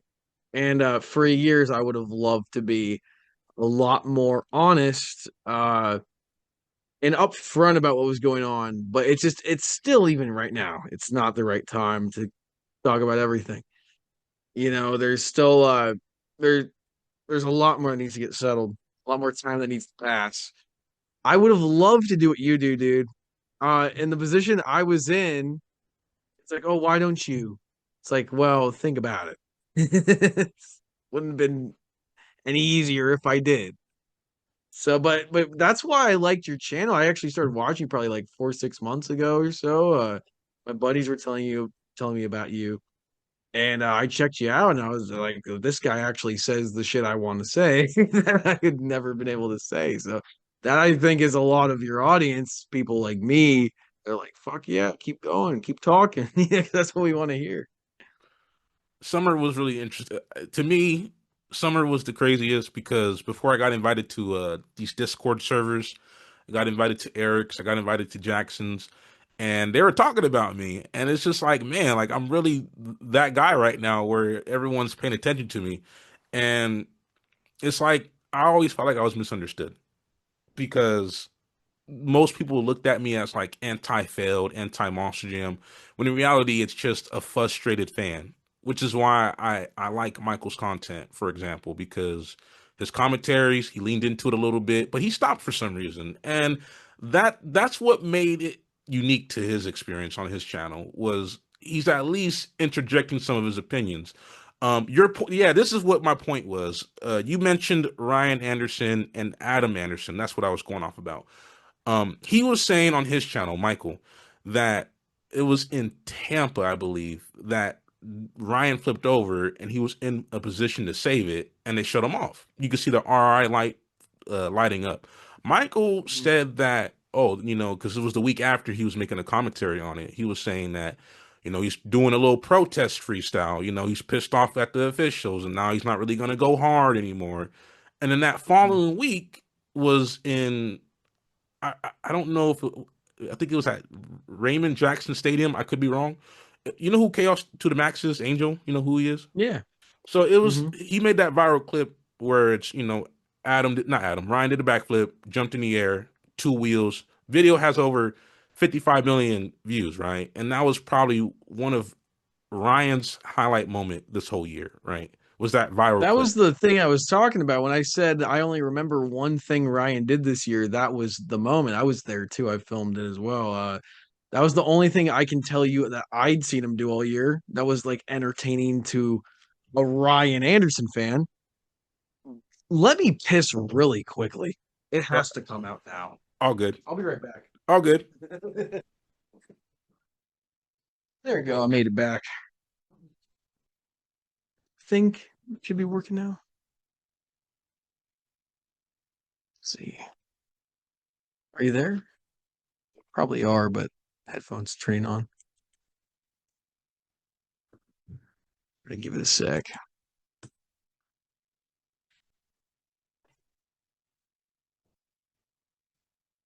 There we go. I hear you now. Are you there? My bad. I went to the restroom too. Can you hear me? What the hell's wrong with this shit? I'm sorry. I am unfortunately sorry. Try and get these headphones back on. Ooh, Can you hear me? being douchebags. These headphones are being douchebags. That should work now. Can you hear me? Yes, I can. Okay, we're back. Yeah, I went to the restroom myself too. So when I leave away, I Oh, just put myself on mute. fuck. Okay, well, that was probably my bad. Okay, well, we're good then. Oh, yeah. So what was you saying? We're talking about Adam or not Adam, but Ryan. Oh, I was just saying that I mean, we were circling back that the past I'd say really probably 2 or 3 years. I remember I'd seen Tyler Menninga and Ryan Anderson on tour a while ago. I remember hearing from them that like there was limits on parts stuff and limits on what you can do. And it's like that's a little unfortunate, hearing from the guys that you expect to do the best. It's like, well, you can't give the fans what they paid for because you're told not to. It's like, What mm, fans? You mean the casuals that have never seen a show a day in their I'm life? talking about anybody that's in the stadium. Like it just sounds like such a travesty. And I mean, I'm not singling out any driver. This is every driver is told that you cannot try. If you trying, you will be punished because it costs money to let them try. It's gonna cost truck parts and whatever the fuck, more time, more labor. So they don't really want anyone to like they want you to try and be good within their guidelines, but they don't want you to be like the next Dennis Anderson, the next Tom Mentz. Why do you think we've never seen one since? It's not because nobody can do it. Like you think 25 years later, with all the technology we have and all like the better like the video that people can watch, do you think there's no one that can be better than Dennis or Tom? It's no, nobody's allowed to be better than Dennis or Tom. That is why. That's Damn, why. That's why no Adam, Ryan, Kristen, or even Weston's the only guy. This is just my opinion. I'm not saying anything. I'm saying that my opinion is that Weston is the only guy that has a chance of ever being like really good left. And that's only because he has the last name Anderson. If it wasn't for that, he wouldn't have anything, and he wouldn't be driving right now if he wasn't an Anderson. That's just what I think. And I think no matter how good he is, if he was Reagan Szymanski and I drove as good as he does, that I wouldn't have a job. It's not about that. It's about how you can greet people at a pit party or how you can conduct an interview on the news. There's a lot bigger things than your driving ability that they want you to cross off the checklist before they hire you. Yeah, and I made a video recently, the rumor video, and I was talking about, yeah, they're gonna save money by shrinking the fiberglass bodies like El Toro Loco. That ain't gonna be the only truck that gets that treatment. But I never really included this point, and I have a video I started making, but I haven't even worked on since. It was a video about why old school Monster Jam is more superior. And one of my points in that video was going to be we're in an era today where they're hesitant on breaking the truck. And World Finals, for example, you're gonna expect that rule not to be followed, right? You know, they're gonna let the trucks go harder than usual because it's the biggest event of the year. It's the Super Bowl, it's WrestleMania. This is as big as it gets, right? But I have the intro of the video made. The video was Michael reacting to Tyler Menninga in San Diego, I think it was, and he had a pop tire, and this is when the season started. For the most part, they were shutting off everybody like crazy. They loosened up, but the video started off by him like, "Oh, look at the booze, Monster Jim. That's for you." That's how old school fans feel. And for some Yeah. reason, the fandom today is so hell bent on looking at us like we're in the wrong for saying what we say, which is this is not as good as it has ever been. Off Track Productions made a video about me. And to his credit, he made a great point. The level of competition today is insane. I agree with him on that. But we're in an era where there's no uniqueness to the track. They shut you off for a pop tire, but they loosened up on that. But it's like as soon as something breaks or you flip over, that's it. You're done. And as time goes on, we're losing pieces of Monster Jim's identity. Like Monster Jim to me today is not even Monster Jim no more. This is a completely different identity. They want to appeal to this audience that doesn't exist out there. They want to make a movie with The Rock in it that's probably never ever going to be made. They want It's to. never gonna happen. I know it's never going to happen. And it's like I don't say these things because I hate it. I say these things because I believe what I know to be true to be at least a piece of the truth. Now, Yeah, you're, no, it is. now you're right about Tom Mintz and Dennis Anderson. When Tom Mintz retired, very sad day for Monster Jam history because we'll never ever see Tom Mintz. Some people in the fandom believe Tristan England is the next Tom Mintz. That No. take was the worst take I've ever seen because Tristan, some of these drivers, for example, Tyler Menninga is on his own level. Ryan and Adam. Adam, in my opinion, fell off. Ryan, to me, is starting to fall off. Um, Tristan England is great. He's well rounded, but he's no Tom Mintz. From what I've seen, Tom Oh, Mintz is a different animal. He's in his own. He's in. yeah. If you're gonna use a measurement of a tier list, Tom Mintz is in space while every other driver's still on Earth. Yeah. No, and that's not even close. Like that opinion is not even an opinion, that's a fact. To answer what you said about Tristan being the next Tom, it's like, well, anyone saying that, for one, you're fucking dumb. It's just I don't know if you've ever seen in Tristan's driving where he's resembled Tom Meents, besides them being able to do a really clean moonwalk. That does not constitute Tom Meents comparison, I don't think. He's being able to do a moonwalk. Tom started doing moonwalks the last 5 years of his 30-year career. So I don't think that's what defines fucking Tom Meents. What else looks similar about their driving style? Nothing. I've heard from drivers. Drivers have told me their opinions on Tristan England, and they're not shitting on him. They are complimenting him when they say this. What drivers say is that Tristan England is so good that it's boring to watch. And I 100% agree with that. And if, yeah, I mean, I don't know if he'll hear it, but you should not take that as an insult. It's actually one of the biggest compliments you could ever get because you are so consistent and you know exactly what you're doing every time behind the wheel that it's something unpredictable that someone average couldn't even imagine doing. You make look like clockwork. That is probably the biggest compliment you could give over somebody like Dennis or Tom. They just had giant balls and fucking held the gas down and hope for the best. But Tristan England's never been that driver. He's never been a hold the gas driver. He's always been a really skilled guy. And the fact that his driving style is so predictable and you know what he's gonna do, it shows how good he is because he can actually do it every time. So that is no insult. That is actually the biggest compliment. The point to, oh yeah, Tom and Dennis just. I'm sorry. To me, that was funny. It's hilarious. They had some balls and just said, "Hey, hope for the best," because Thomas was the kind of guy that would just floor it on the first jump and hope for the best. Same with Dennis, both of them. They That's just why they're the two best monster truck drivers of all time, is because they put like before they had fucking headgear, like when you would just sit there in the seat and then your head goes like that fucking everywhere. They were doing that. Like they were going 40 miles an hour into a ramp, fucking front flipping and every breaking all week. the wheels off. Yeah, every week. And like just Holy I could shit! not imagine, and that's also probably another reason why it's not so like widely allowed to try anymore, is because they don't want anyone to, get hurt on their own dime and pay for hospital bills and stuff, especially after, Tom. Um, You could still get but hurt that's the either thing. way.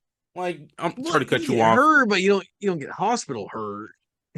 Like I mean, today, look at a 2025 monster truck, and you look at a monster truck from 20 or 2000, 25-year different, in technology. It's probably a lot safer to do like a double backflip today than 25 years ago, you know? Yeah, they So, were really banging their heads in there. Like, there's this video from Salt yeah, Lake of Todd, doing the Duke jump. I'm like, that is not the. Come on, man.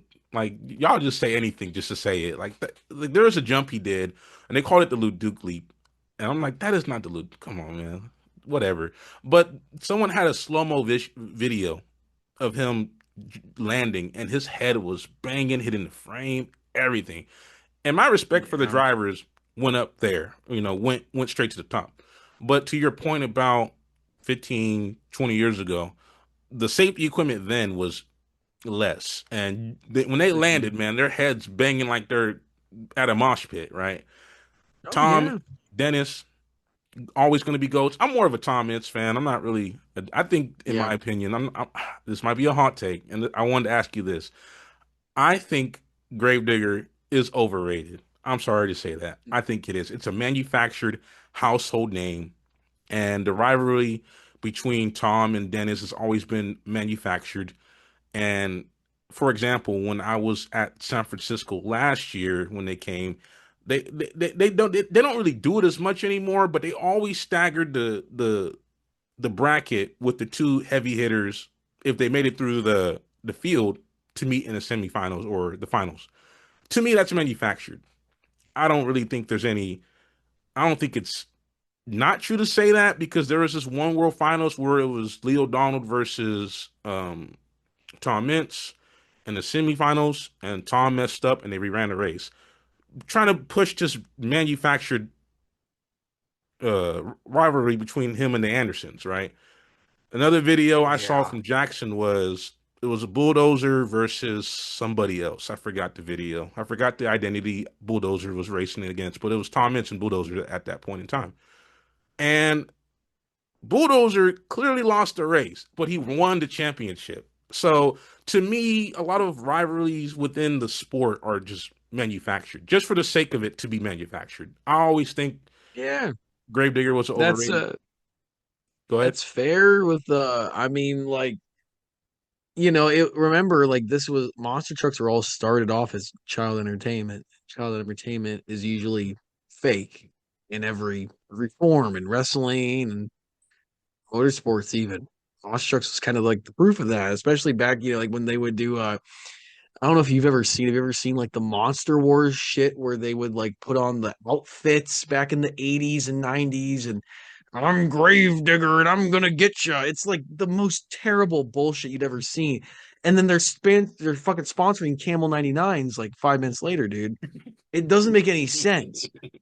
And that would have been a great time to be alive and be a fan. But it's just not like that anymore, you know. It's just I think a lot of that is structured. I think a lot of those, like especially in the first world finals, Tom won racing, Dennis won freestyle. There was still a rivalry before then, but I mean that was you know the rivalry of the entire sport. That's what carried the sport for I think at least a decade after. And they don't have anything like that anymore. There's no Anderson versus who? No one. Well, there's too many Andersons, first and foremost, and we lost a unique identity last year, which was Maximum Destruction. I'll never call it Max D. Max D was a stupid name. Sue me, whatever. Um, and part of Maximum Destruction's mystique was it was on a front engine chassis, and that truck was just legendary. The things you can do. Back to the whole Tristan England is the new Tom Mintz. Man, Tom Mintz was doing things in that truck nobody else can do. Like he would do a jump and then slap it into a moonwalk, and it's like that truck was very unique. But there was something you said earlier. I want to get back to that. I forgot. I'm I'm all over the place. I just had it in my mind. I forgot. Hold on, let me think. We were talking about. I'm having a brain fart. My bad. Um, what did you just say? Whatever. I'll get back to it if I get back to it. I got other questions I want to ask you because you're like we spitball. I have questions lined up, but depending on your responses, I just I'm like, you know what? That's an interesting question. I want to ask him because you'll say things where I'm just like, okay, there's more questions that came out of what you just said, and I have a plan for how I want all my podcasts to go, but depending on the guest, I might just inject more questions based off of your responses. So it's all fine and dandy with me. But until I It's remember like the what, box of chocolates, man. What you're gonna get. indeed, what is your golden era of Monster Jam? No, like we said at the beginning, like probably that 2000, 8, 2000, probably say maybe 12 or 13. I was how old? I was probably 6 to 11-ish around that time. So that's really like the main age to be a fan, to enjoy it. It's when you're around 6 or 11 years old. And but that honestly though is when you look back at it to this day, I would say the best overall product where you have the best mix of talent versus best equipment versus best tracks, best presentation. And you like you're saying with the World Finals before, there's more of that community, more of that fan base. I remember I went to like the last 3 World Finals in Vegas as a kid, as a fan, and it 100% nothing else ever feels like Vegas. And you might hear from people, it's like, oh, these people kissing Vegas's ass just because of Sandboy Stadium. It's like, no, no, no, it was a lot more than that. The environment, like that pit party was not just like a pit party you go to today. You pay $25 to get into a pit party today, and they kick you out before it's over.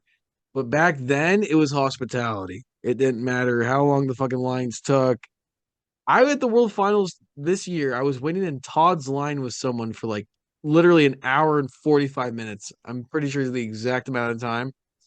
I was maybe like still 25, 30 minutes away from getting to the front of the line. It's fucking Megalodon. Because they put every stupid fucking Megalodon driver right next to each other. So they're stupid. They don't know how this shit works.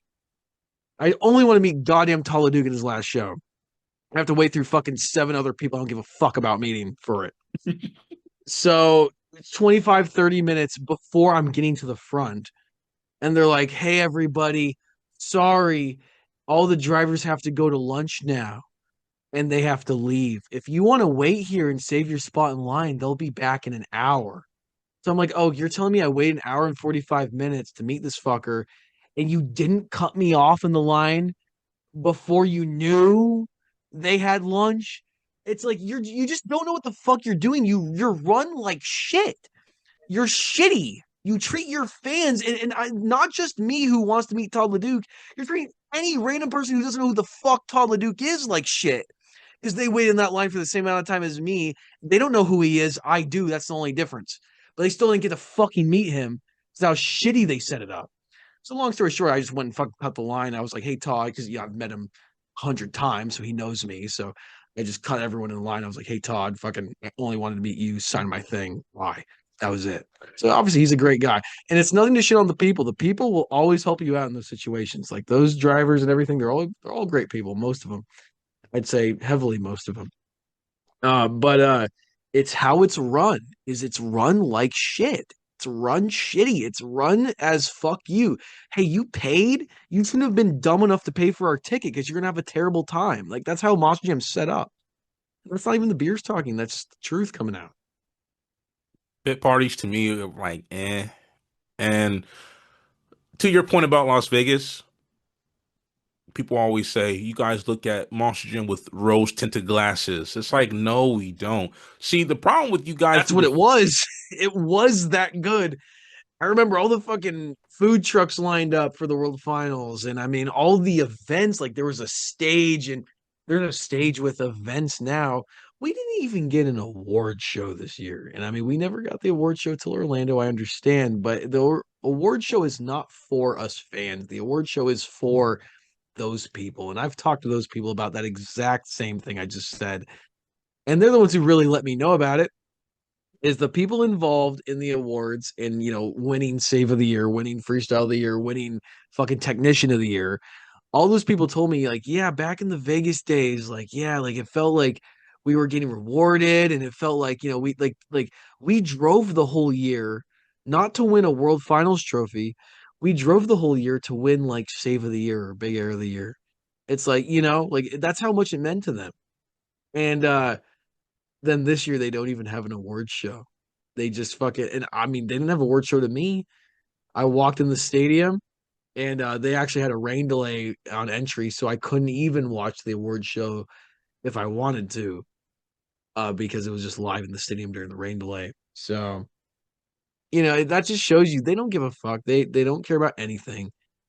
Uh, and it's probably because nothing will sell because they drove themselves into such deep a hole that they can't sell. So why would they care about putting out good entertainment if they can't sell tickets based off their own previous bad decisions?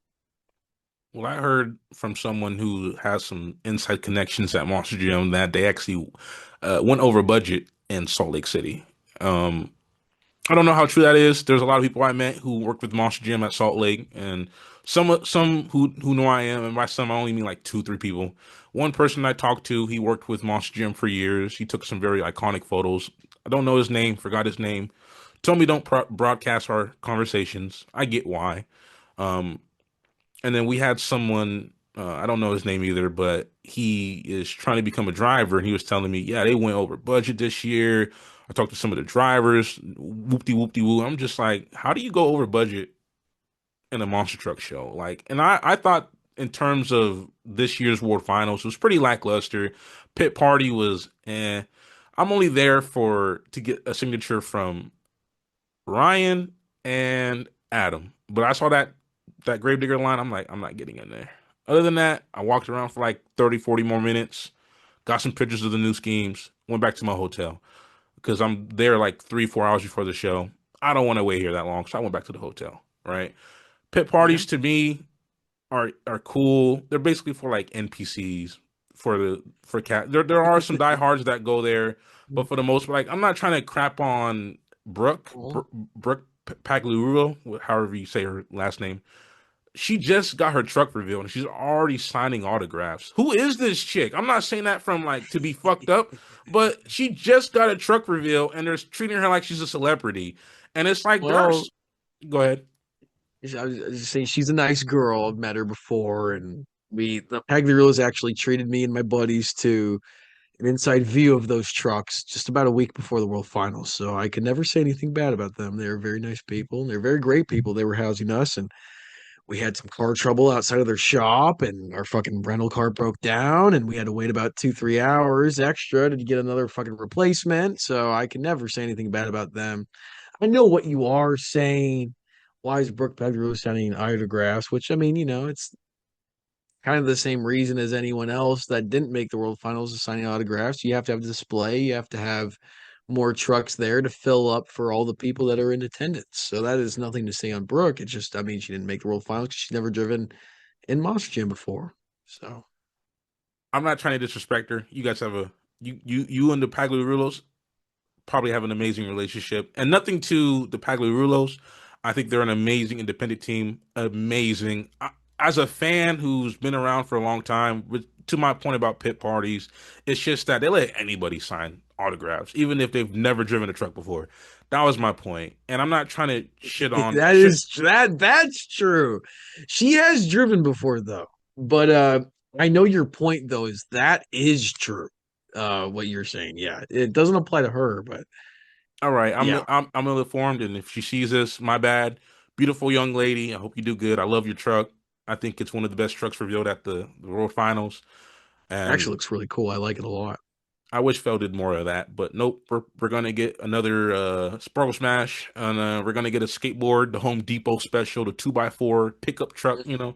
Um, Yeah. but back to the nostalgia part. Like, I don't get why fans attack us for saying the things we say when in reality, I just feel like these defenders just understand the sport's evolving, but since it's evolving, you must admit that today is better than ever.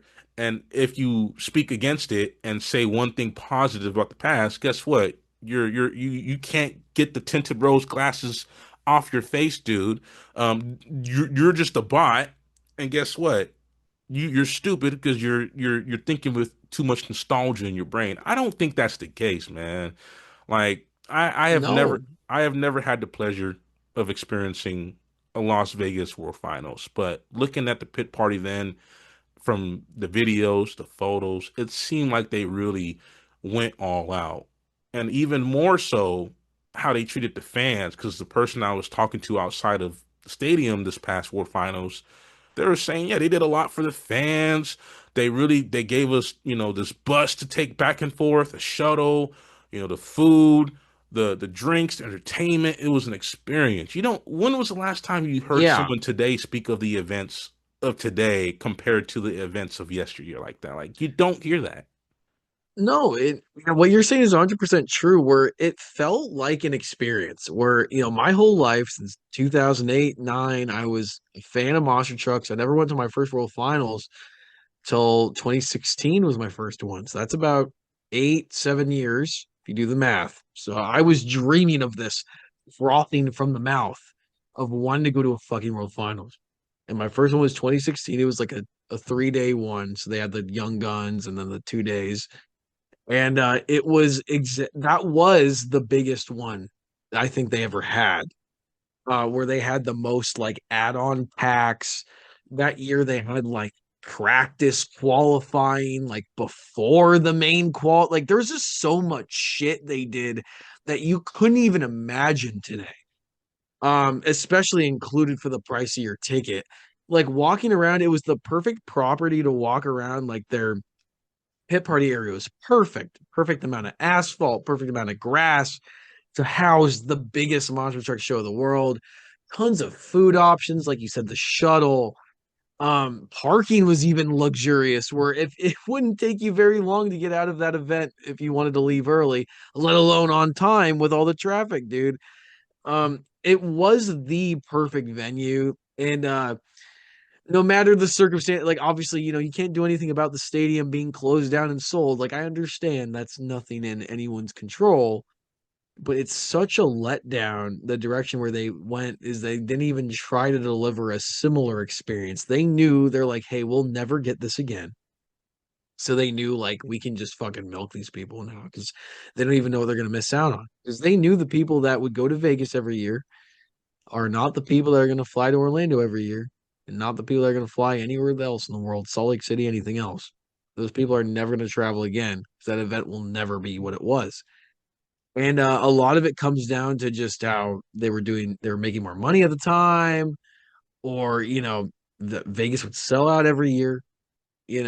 A lot of those reasons are because of that. And it's just not going to be the same in Orlando or Salt Lake City.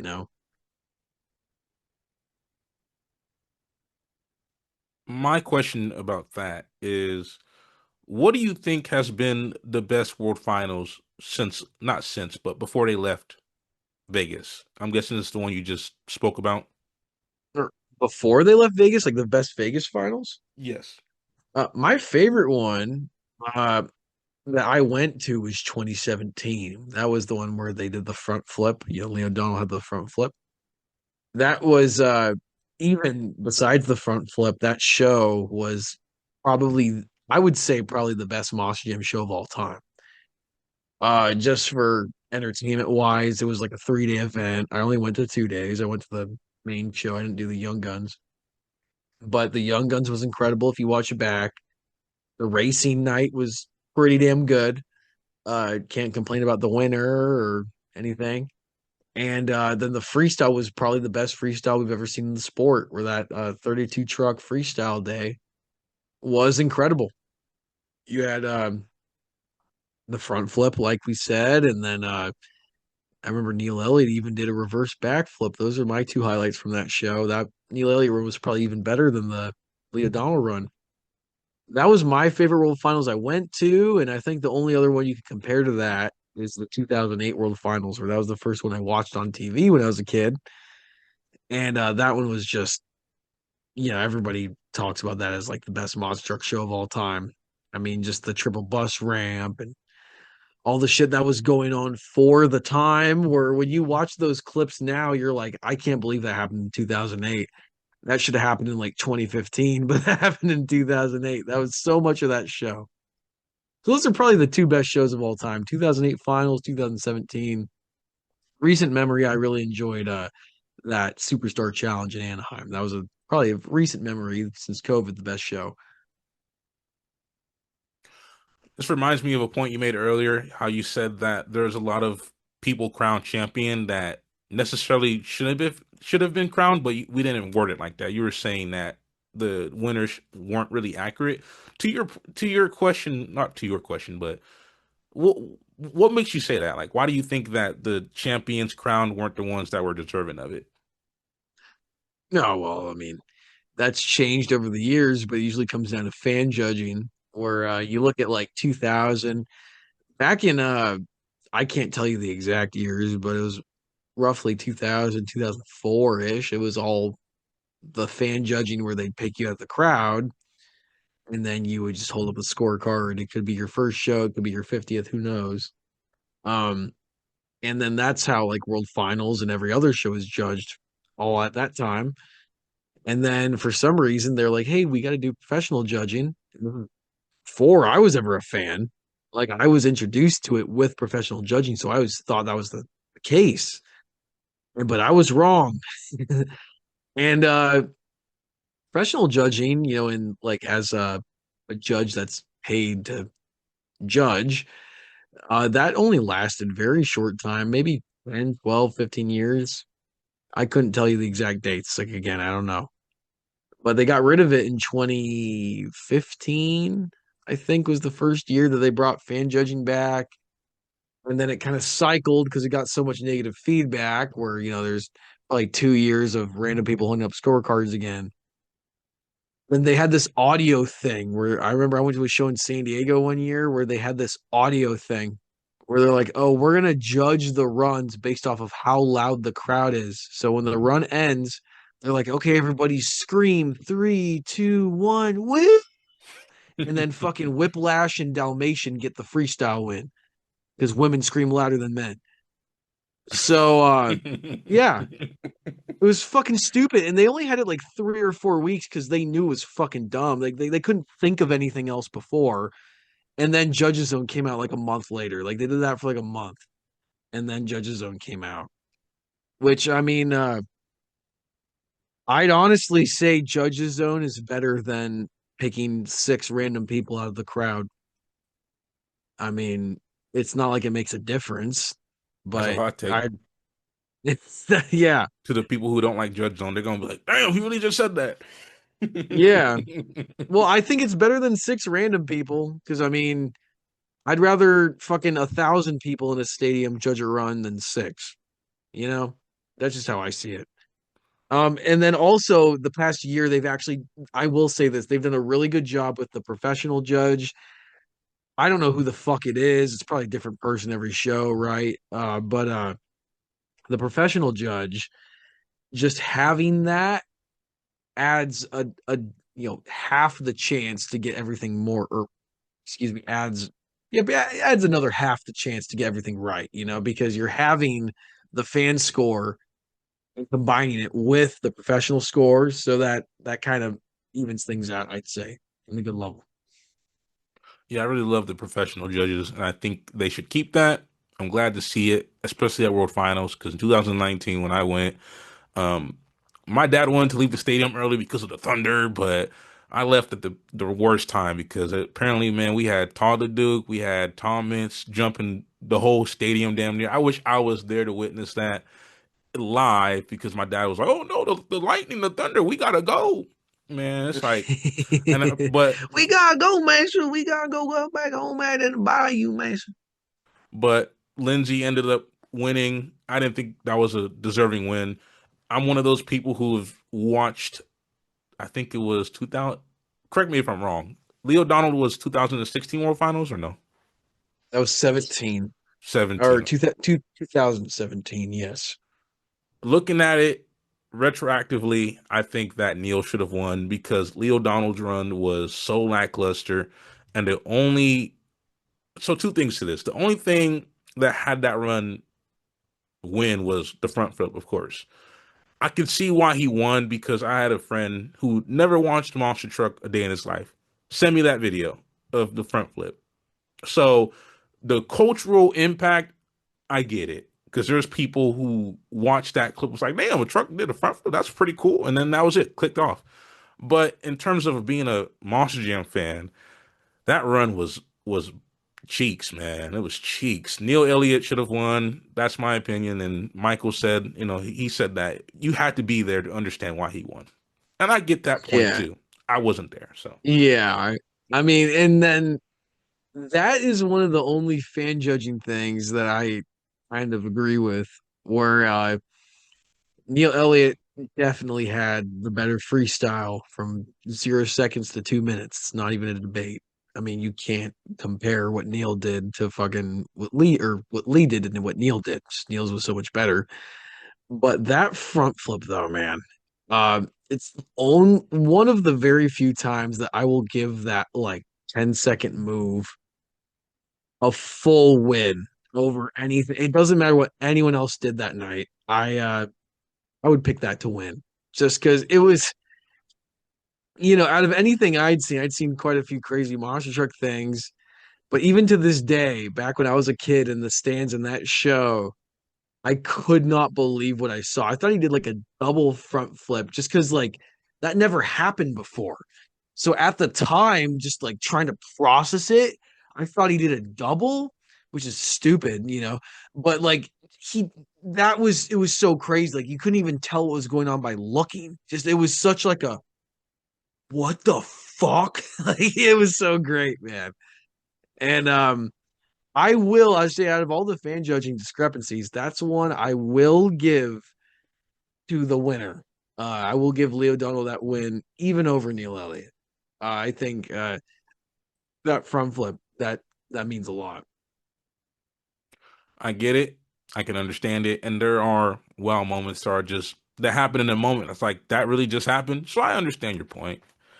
My next question to you is what has been the best world finals since leaving Vegas? Since leaving, um, well, hate to say it. I mean, well, Orlando probably objectively was like the first Orlando 2019. I mean, that just had like the most action. But the most fun I had, probably that one. I don't know.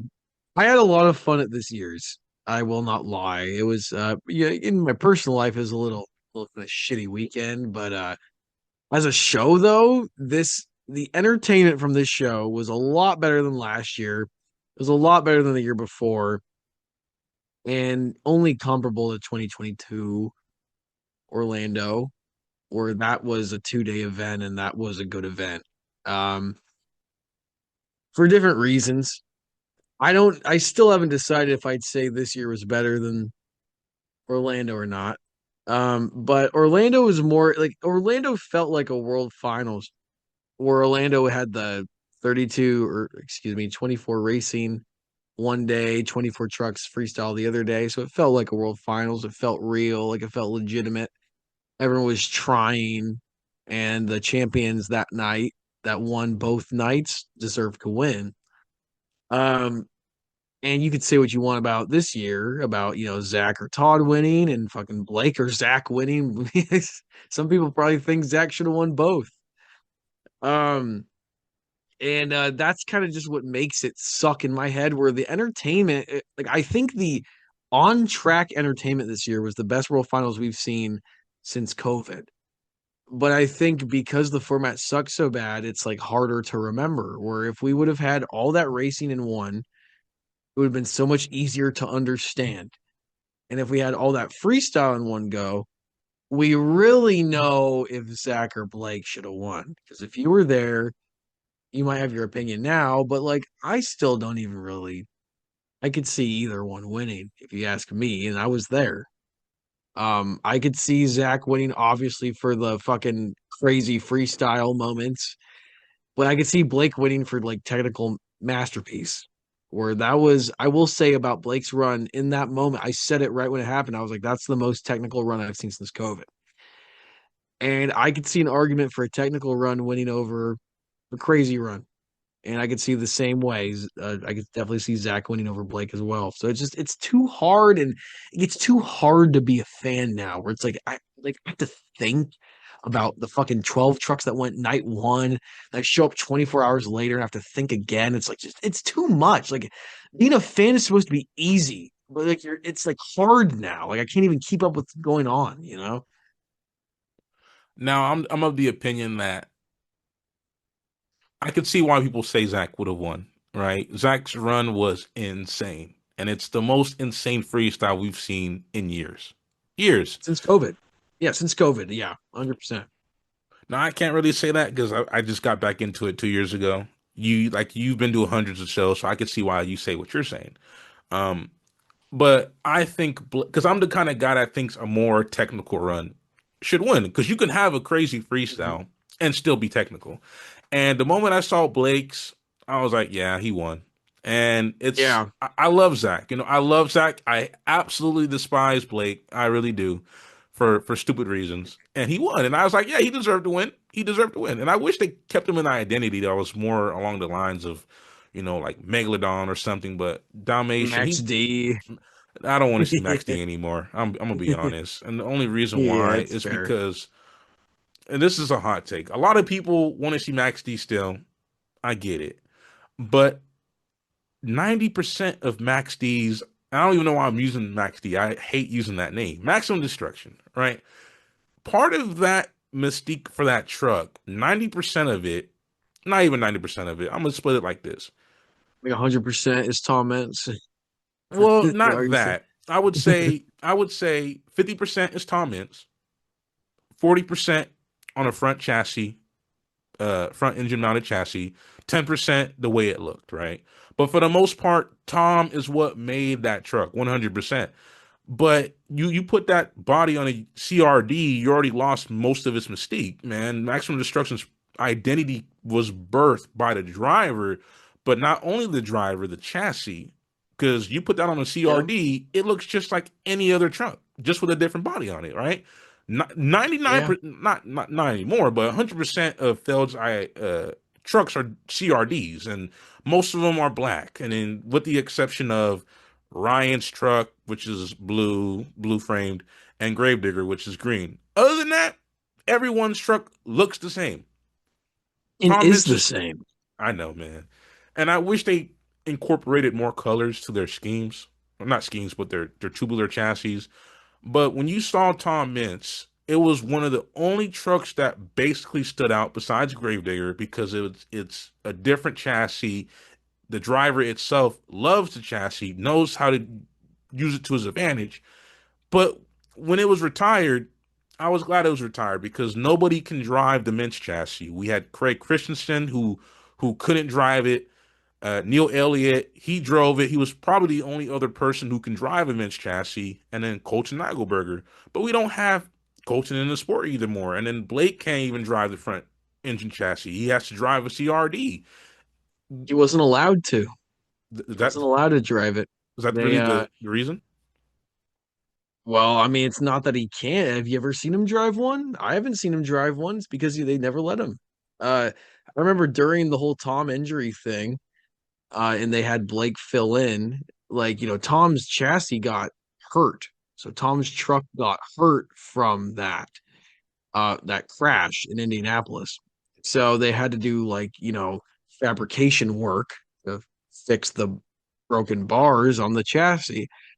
And Blake was fighting hard because he was the guy that they instantly called to fill in for Tom.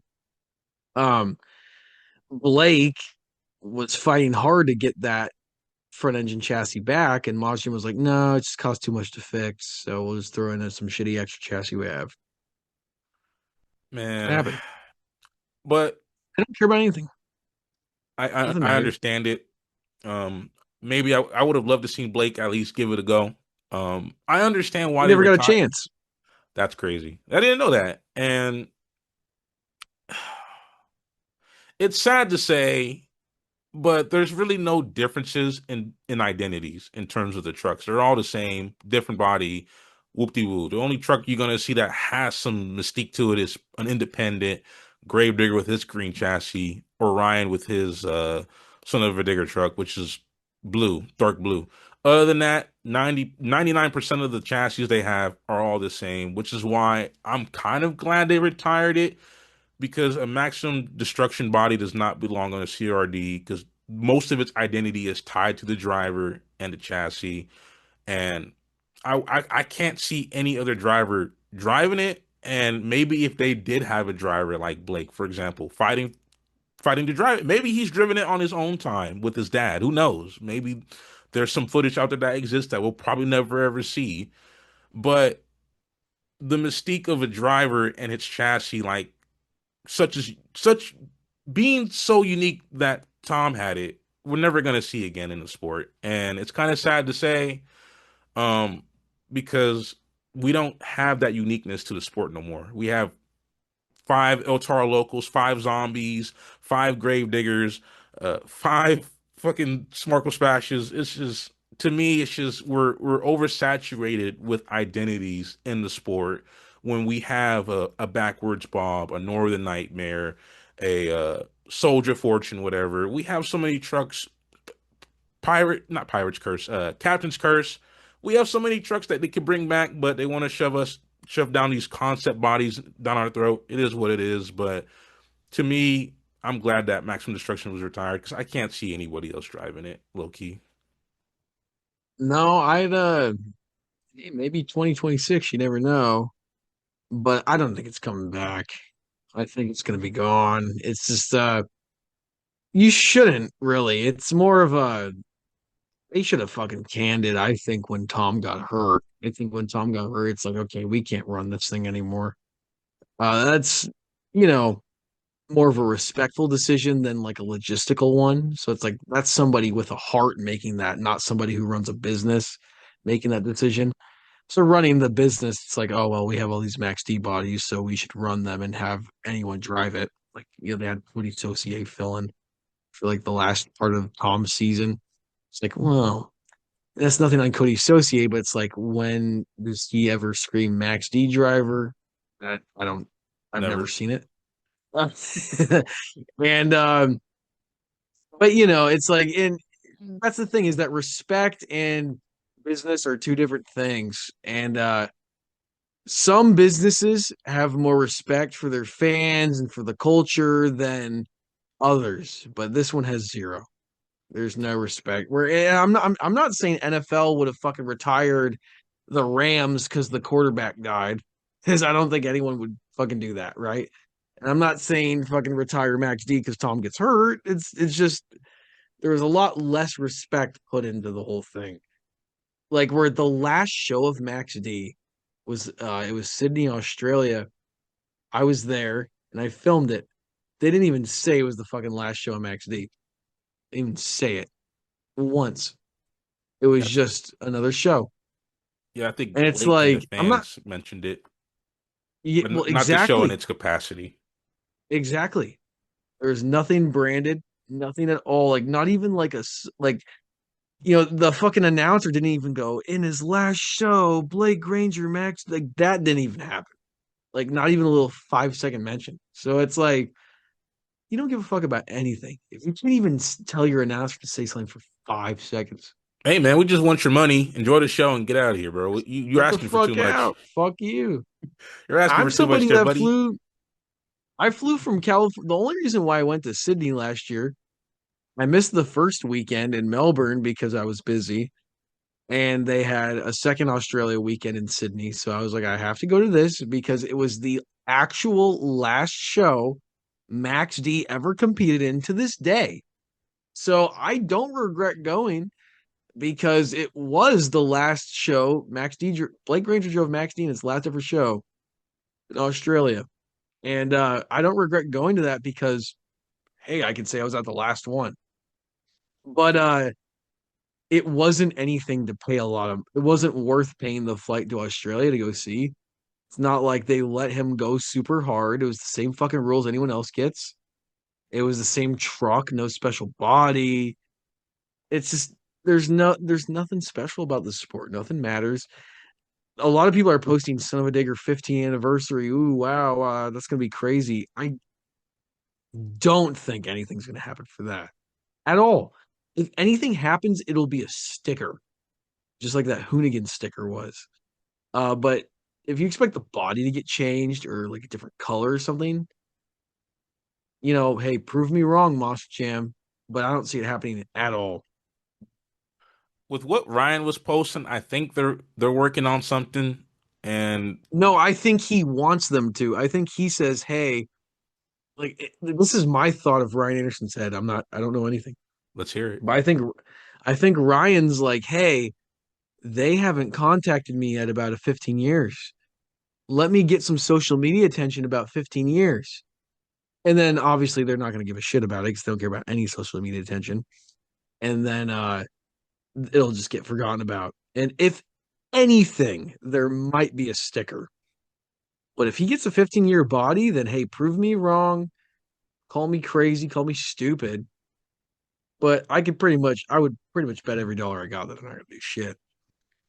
Well, they might do what they did for the Gravediggers 40th, which is slap the 40th sticker on it, call it a day. Yeah, Um, exactly. and me personally, I made a joke about it. I'm like, I could see it now. The encore, he's gonna jump over a truck, and then that's gonna be it for this 15th anniversary encore. Um, I They know won't give him an encore. I know, No, bro. I look, bro. We they we won't. we, we both know the real, and the fans are hopeful. And it's kind of crazy how the fans were telling me and people like you, like, "Oh, you guys are nostalgia based." But when you go on Ryan Anderson's comment section, everyone's begging for the old school Son of a Digger. So it's cool. We can pick and choose what we want to see as old school nostalgia, but when it benefits, you know, when it benefits us, but God forbid you're a fan throughout the year saying this is whack, old school is better. Now you're a hater. Meanwhile, everyone in the comment section is like, we need the old school Son of a Digger back. We need the old school purple headlights. It's just like, look, guys, look, this is modern day Monster Jam here. You're probably right when it comes to what you're saying. Like, oh yeah, he's trying to get some buzz. Beg failed. This is what I wanted to say earlier. Just imagine being a kid wanting to get into Monster Jam, and you finally get into it, and they goddamn neutered the shit, and it ain't the same sport you wanted to get into, and now it has all these restrictions. It's bland. We got four zombies, four El Char Locos, and they all look the same. I think what Monster Gym can do to revitalize itself is if you're gonna have four zombies on different tours, make them look different, and then have Spin Master make toys of that and sell them at your show, right? You guys have all these different schemes to be using, and you don't use them. I was pissed about 4th of July weekend because it's 4th of July and you only got three trucks with stars and stripes. I'm pro American. I'm pro nationalism. This is as American as it gets, and you guys only got three trucks with stars and stripes on it. And to me, it screams lazy because in previous World Finals, we've had orange gravediggers with orange chassis, purple gravediggers with purple chassis. We've had cherry red maximum destructions. We've had it all. And nowadays they don't care, like you said. I agree with that because next year the most they're gonna do for Ryan is probably give us a jump to start the show off. Oh yeah, his 50th anniversary. And if we're lucky, we get a body. But like you're saying, we'll probably get a sticker. I can see that being the case because we're in a day and age where they're trying to save money, uh, get the show rolling. And I wanted to ask you how you feel about the format for next year because to me, they're doing it again. I'm disappointed.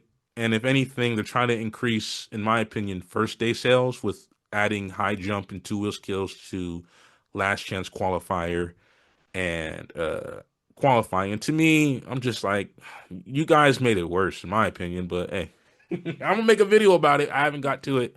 I've been lazy. But what are your thoughts about the format? Well, let me answer it after my last piss. It's 30 all good. seconds. Okay, I made it. You hear me, sure? Yeah, I can hear you. Okay. So question was to refresh me a little bit. What was the question? Oh yeah, how do you think? How do you feel about the format for next year's World Finals in Salt Lake? Okay. Well, I will say I actually think it's a little better than this year. Where it was pretty dumb. Like they had one champion crowned on the first day and like three crowned on the last day. Where this way kind of makes it a little more even, I guess. Well, I don't know, maybe depending on how you look at it. Um, Thursday, from what I understand, is the last chance qualifier and the high jump and the two wheel, which in my head, it's like, okay, get rid of that all in one day. That's okay. Like, because I don't give a shit about those championships anyways. But then, the first day will be racing and freestyle half. So you get zero champions that day. So it's literally just a waste of time going to that show. And then Saturday, I guess is the last day where the last 12 race and the last 12 freestyle, and that's where both your champions get crowned. It's actually It's 14. like, They're doing 28 oh, trucks next year. yeah, I forgot about that part. So 14, 28 trucks, cool. Um, so see, I didn't even fucking remember because I don't care. It's like that. Like I said an hour ago, man. Just that format. Just I hate trying to keep talking about and dwelling on it, but it's like that is a big part of how a sport goes. Like imagine if football was like, hey, you know what we're gonna do? We're gonna split the game in half. So what we're gonna do is we're gonna play the first half of the game the first day. Then we're gonna wait 24 hours and play the second half the next day. That would piss fucking everyone that's ever been a football fan off because you're stopping the game in the middle of the game. That changes all the adrenaline, all the rush, all the excitement that the fans have, let alone the competitors have. You're completely killing any joy that even like the competitors are having in it. I remember like that day they announced that shit back in January that they were doing it for the first time. I posted and I was like, this is stupid. And then like drivers that were in the show were like they found out from me. Like they saw my post and they were like, "What? What are you talking about? World Finals? What's going on?" And it's like nobody likes this. And you don't even tell them before you tell the public. You told fucking I found out before the people that drove in it. It's fucking pathetic. Nobody likes it. It's a detriment to the sport, and I don't think anyone cares. Like again, what we were saying with like Adam and Ryan's, like I don't think they care either about being the best drivers or like being the best for the fans. Like the Andersons' whole ploy was to be the best for the fans. Where obviously at the pit party that still stands, so they still want to be the best of the fans at that fan level. Meeting them one on one, but they don't give a shit about being the best driver or do anything like winning championships or anything like that anymore. It's all useless. No one cares. Doesn't matter. I think they got to a point where they're just like, well, they won't let us drive the way we want to drive. So I mean, I'll give it my best with Yeah, the restrictions I it's like got. yeah, you're telling Ryan Anderson to not fuck up the truck is like telling Ryan Anderson to not drive. Same with Don't Adam. breathe. Yeah, don't breathe, don't drive. And then these guys, it's like, well, I have families, it's my job, it's obviously great notoriety, and it's my whole identity. Where come on, they're Dennis Anderson's kids, so like they don't have a choice but to do this forever.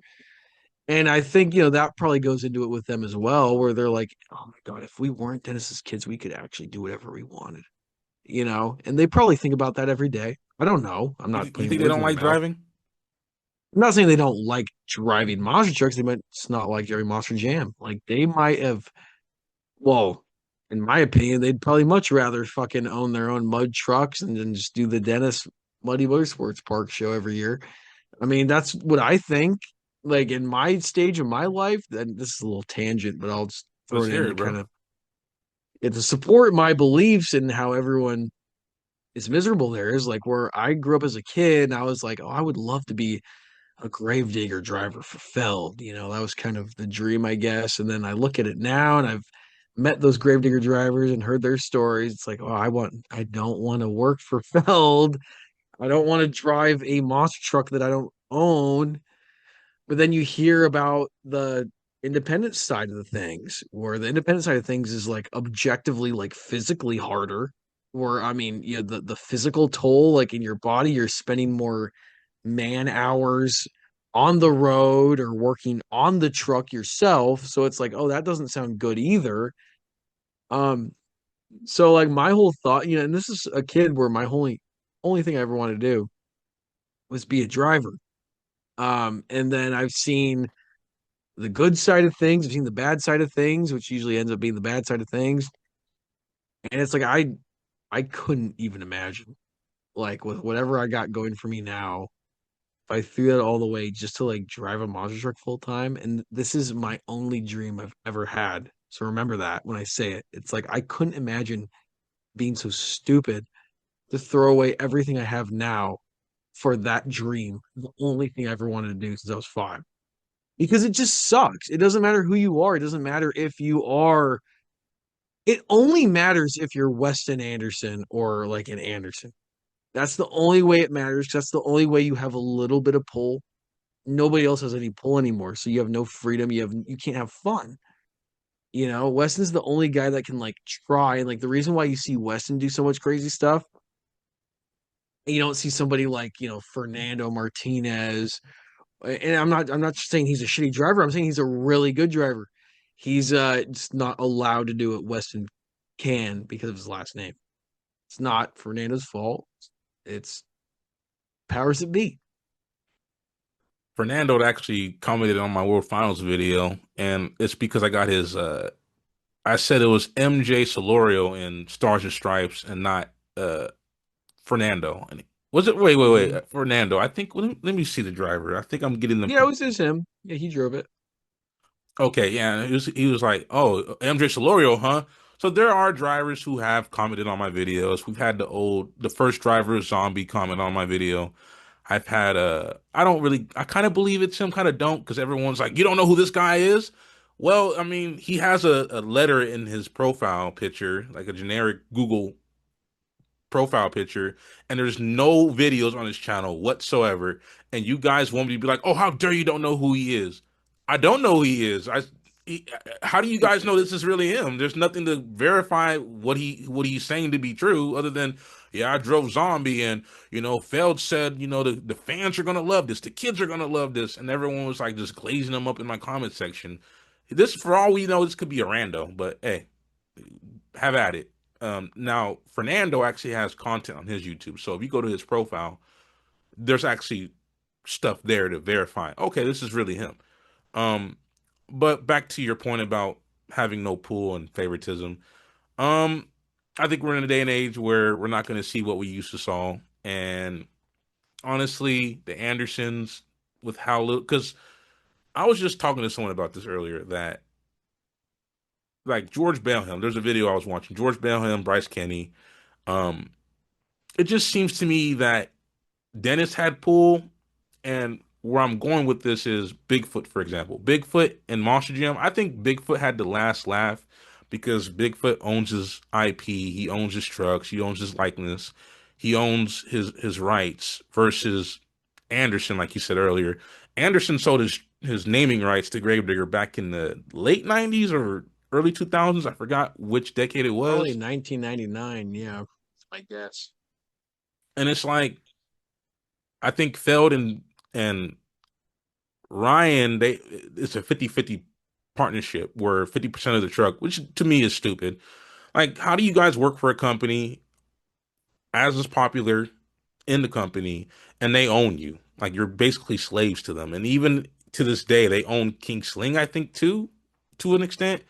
And it's like, well, I guess Bigfoot got the last laugh because he didn't sign the contract with the devil. He didn't get his namesake sold out. I mean, don't get me wrong, Bigfoot is a household name, and it's not as popular as Gravedigger, but Gravedigger got no nobility in the company. The last names carry some weight, but other than that, they can't do anything. The drivers can't do anything. They can do a little bit more than the average driver, but it just seems to me like no one in the company is a notable character besides the Andersons. I never really liked the Andersons. I think they're cool, but we're at a point in time in the competition where there are other drivers who are either superseding them or just almost at their level. I don't know if that's a hot take, don't know if it's a cold take, but that's my opinion on the matter.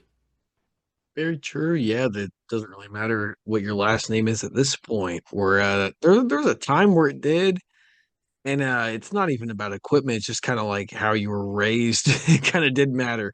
Like when Adam and Ryan were new, it's like, oh, this is Dennis's kid, and then they tried pretty hard. Um, but nowadays, it's like, especially if you're hired in a truck that's not yours, it's like you have rules, and that even applies on the independent side, where fucking somebody who this is an example, but somebody that you hire for Team Throttle Monster, like, the bosses there aren't gonna say, hey, fucking tear up the truck and fucking break it and do backflips every weekend. Because it's the same reason why Monster Jam doesn't do it. It's all to save money, save costs. It's not about entertainment, it's about a business, which I can 100% defend from independent side of things.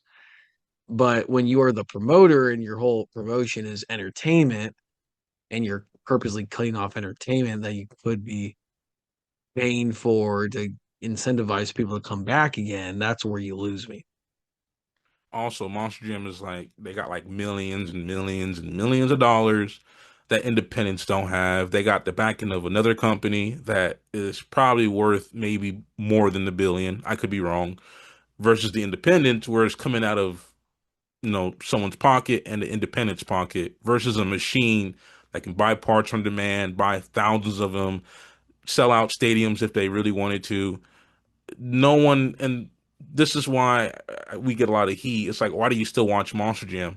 Well, because there's nobody else, independents included. Maybe Monster Truck Tour, maybe Toughest Truck, maybe Monster Truck Throwdown. They're the only ones that hold a candle to failed. But other than that, they don't have the backing of a multi-million dollar company that can fund a new truck, that can uh, put out bodies on the fly, that can fix the truck and swap an engine if they really needed to the same weekend. Like, there's no other conglomerate doing that. And that's why we still watch Monster Jam. You're not gonna find Monster Jam level of competition and notoriety elsewhere. I went to Two Extreme Motorsports in Antioch this past year. I met Jim Creedon. I met Dennis Anderson, but even then, that show was lackluster. You're gonna see that kind of level of quality at an independent show versus going to a stadium show or an arena show and see way more.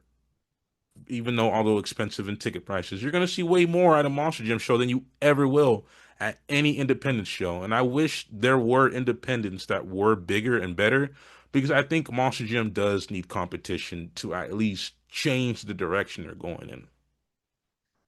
Yeah, that's how the monopoly won. It's the monopoly that Monster Jam set up. They capitalized on, and they won. I mean, there's no debate about that. Is that all the other independent leagues over the years that have tried starting and have failed, and all the current ones that have started and are still existing today, it's like there's really like what do you think you can do at this point? Like what can you do? Like I think the biggest one, obviously besides fucking Hot Wheels is that Monster X tour. They've been around for a lot longer than Hot Wheels has. And I mean, have you ever seen a Monster X tour show on TV? If I haven't, then I'm wrong, but I haven't seen one on TV. And Hot Wheels, they've never made an effort to YouTube or TV. They are very comfortable in just their live event scene. That's why every show is exactly the same because they only go for that Disney on Ice. Every show is exactly the same scene. That's the same reason why you don't see Disney on Ice live streamed on YouTube because it's the exact same fucking thing every time. That's what Hot Wheels is. And that eventually is what Monster Jam will be. Um, We're already there I know though. you well, yeah, but in more so. I think we're already there, as in like four Sparkle Smashes, five Grave Diggers, like we're already there. But entertainment at the end of the day, still to 2025, I will say that it's the competition's regulated, but it still is competition where Tyler Maninga could still beat out Ryan Anderson for a championship. That still is real. Like who wins what and who performs in what way, I don't believe has ever been staged, at least outrightly. Maybe kind of in other ways. Um, but someone like Hot Wheels, it's like, oh, like that whole show is like scripted, like the whole thing. Or at least Majim, it's kind of like you kind of throw those fan scores in there. So yeah, I think that's really the only thing that separates them at this point. But I think over the years, it's going to get closer to that Hot Wheels stuff. And then Mosh Jam's going to start, like, oh, hey, we don't score freestyle anymore. Oh, we don't score two wheel. Like, and not now, not fucking 2026, but could you imagine, wait, Mosh Jam 2036? Just think about that in your head and like imagine it. I don't think it exists. What, Monster Gym as a whole, or the decline of where we're heading towards? I think it's not going to be called Monster Jam by 2036. I think by 2036 or maybe 2041, if you go by 10, between 10 and 15 years is my prediction. And I've thought about this for a long time. Probably 2036 to 2041, there will either be a complete like sale of the company, like Feld will sell Monster Jam to someone else. Or nobody will buy it and they just have to like liquidate all the assets and just like random people buy like all these CRD chassis and shit, and then the company's just done. I could say that is probably because the business model they have now is not sustainable. Like relying on like rotating children every year is not sustainable for building fans. Like NFL not build their fans on rotating children every year. They build their fans on somebody that likes it from when they're 5 years old, that likes it to when they're 85. That is every other sport too, including motorsports. Um, but Moss Jam just they go for the fucking Disney on Ice thing. It's because Feld owns them. Feld owns Disney on Ice. They own all that crap. And short term entertainment and short term fan base never turns to long term business success. It never does. You need to always look at the long term. Short term you can capitalize on. Long term you need to build on. And they might have got their 2 or 3 years of advertising to those 3 year olds and got their money out of them. But it's just gonna go away because there's kids are always gonna be 3 years old. It's always gonna be a 3 year old to go to Monster Jam, but I don't think there's ever gonna be a Monster Jam to go to for all that time. I don't think so. I think we'll get to a point where the trucks aren't even going to be methanol based, but EV. Yeah. I think with the Oh yeah. regulations that like some states are imposing, where oh yeah, the mandate is you got to ban your gasoline and diesel trucks by 2035. BS rule, but you already have F1, for example, doing F1E, where it's like their formula cars are electric based, and that's just the beginning. And I believe we'll get to a Yeah. point in Monster Jam where trucks don't make no more noises unless the speakers. And there are some people who are saying I'll still watch it, but I would say over 50%, maybe even 80% of monster trucks appeal is the noises they make. Imagine That's going the to a whole point of show. going to one. Like the whole point of going to a show was, especially in the early days, to see the truck not get air or do a backflip. It was to see the truck roll as slowly as it can over a car. That was the whole point of Monster Jam. And then nowadays, yeah, what can you really look at? It's like, oh, a backflip, a crazy save. It's like, well, they shut them down before crazy saves even happen, so you can't like buy a ticket based on that. Um, you're basically buying a ticket to see something big make noise because that's what your kids want to see. That's like the whole selling point these days. And they're taking away the noise. I couldn't believe it a couple months ago when I saw that new header and they were running those. I was like, wow, that's pretty low. That's probably going to be the standard status quo. And that's where we're at now, man. I mean, those rumors that you're spreading is that it looks like it's going to be permanent 2026, which if it is, I'm just going to fucking laugh my ass off. It's dying. It's like if you make monster trucks not loud, let alone not crush cars or not break, those are the three things they were ever supposed to do is crush cars, break, and be loud. How And dare you, man? you can't do any of those three anymore How dare in you speak the way 2026. you're speaking? You don't sound like a real I'm racist. fan. You How it don't is. sound like a real fan. You don't sound like you enjoy the sport. If you don't like it, don't watch it. Like I hate hearing that. And it's like, God forbid I have an Bullshit. opinion.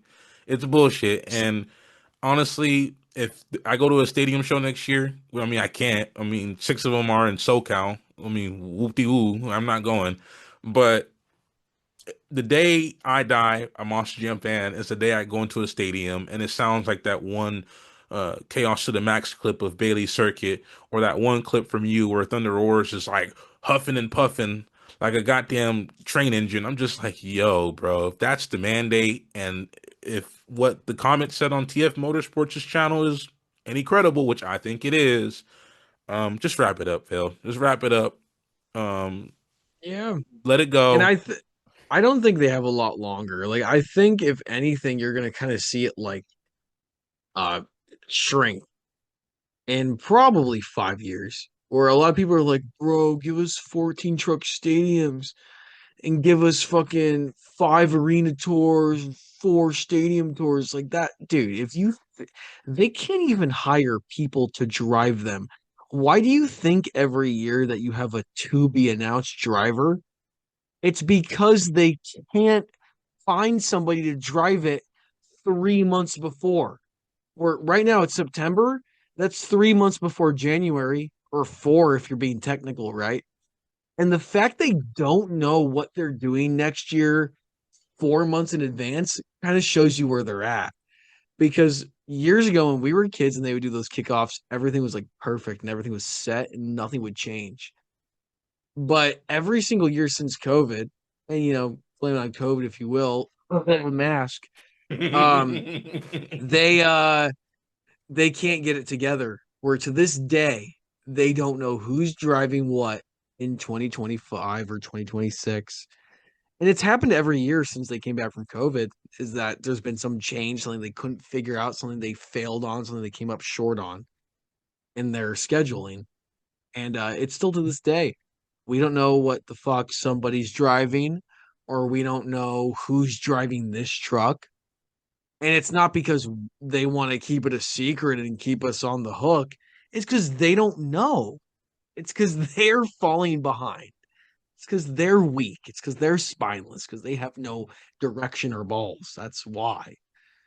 Get rid of an arena series and just boom. Like I don't know, man. Like Yeah. personally, these announcements have really been pissing me off. This year we have less independence more than ever, and it's mostly failed owned properties. And I've said it a million times. Like we got like 1/4 of the field, just not even 1/4. I would say 1/2 of the field, maybe even over more than half. Most of these trucks are just duplicates. And what's the point of parking a truck if you're not going to use the name and then giving us like, where 20 of your trucks, five of them each are the same identity. Bailey, not Bailey, Sparkle Smash, Gravedigger, Zombie, El Tar Loco, Megalodon. There's no reason to be having so many duplicates, man. And No. to your point, it's just I said it gets wackier every year. Honest, as soon as I got back into the sport, my first World Finals, I was wondering why the hell is there like four Gravediggers here, like, and now that's the norm. Where Bailey's Circuit is a new truck, not even more than a year old, and we already got four of them. We got two JCB Diggatrons. We got five Gravediggers, a son of a digger. We got four zombies. It's just like I made a prediction that next year at World Finals, um, I might be wrong, and I hope I'm wrong. But at least you're gonna have four Gravediggers, of course. You might have four Sparkle Smashes, and they're gonna find a way to put four of them in there, and maybe one of their stunts is gonna be them birthing a fifth, uh, a fifth, Yeah, a you're fifth right. Yeah. motherfucking unicorn. And it's just like, guys, we're at a point in time where instead of giving like the diecast, for example, we have Tempest Steeds, we have Racing Stripes, we have horsepower, and what do you guys do? We got four Sparkle Smashes, y'all. And then we got multiple different designs of zombie, but we got three of them and they're all going to look exactly the same. We have four different colors of El Tar Local. They're all going to look exactly the same. And it's like, this is part of why the sport's dying. There's no reason why I should turn on each different tour and I'm still seeing the same goddamn truck. Where Stadium Tour West is probably the only tour that has the most independents driving their own identity. All the other ones Yeah. are just failed own properties besides, I think, Central. I'm probably wrong. I don't know exactly which one. You have Crazy Train, you have the Robbins truck, you have three identities that actually belong. You have John Zimmer Jr. driving his own identity, and it's like, other than that, every other tour is literally the same besides the driver. And my last question to you, because I know we've been on there for about 3 hours. My last question to you is, what is something from old school Monster Jam you would like to see brought back into modern Monster Jam?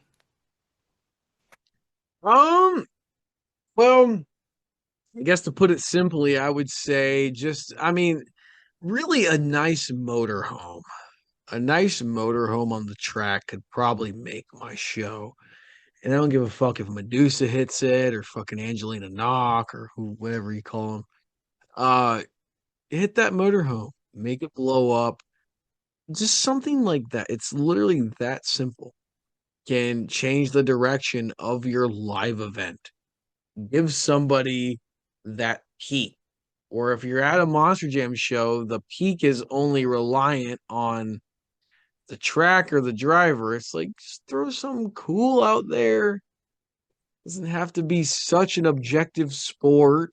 Like it's kind of opposite what we've been saying, about the objective sport deal, but it's like just throw that motorhome out there, throw those cars out there. Like that's kind of what monster trucks were built on. Is that's kind of random.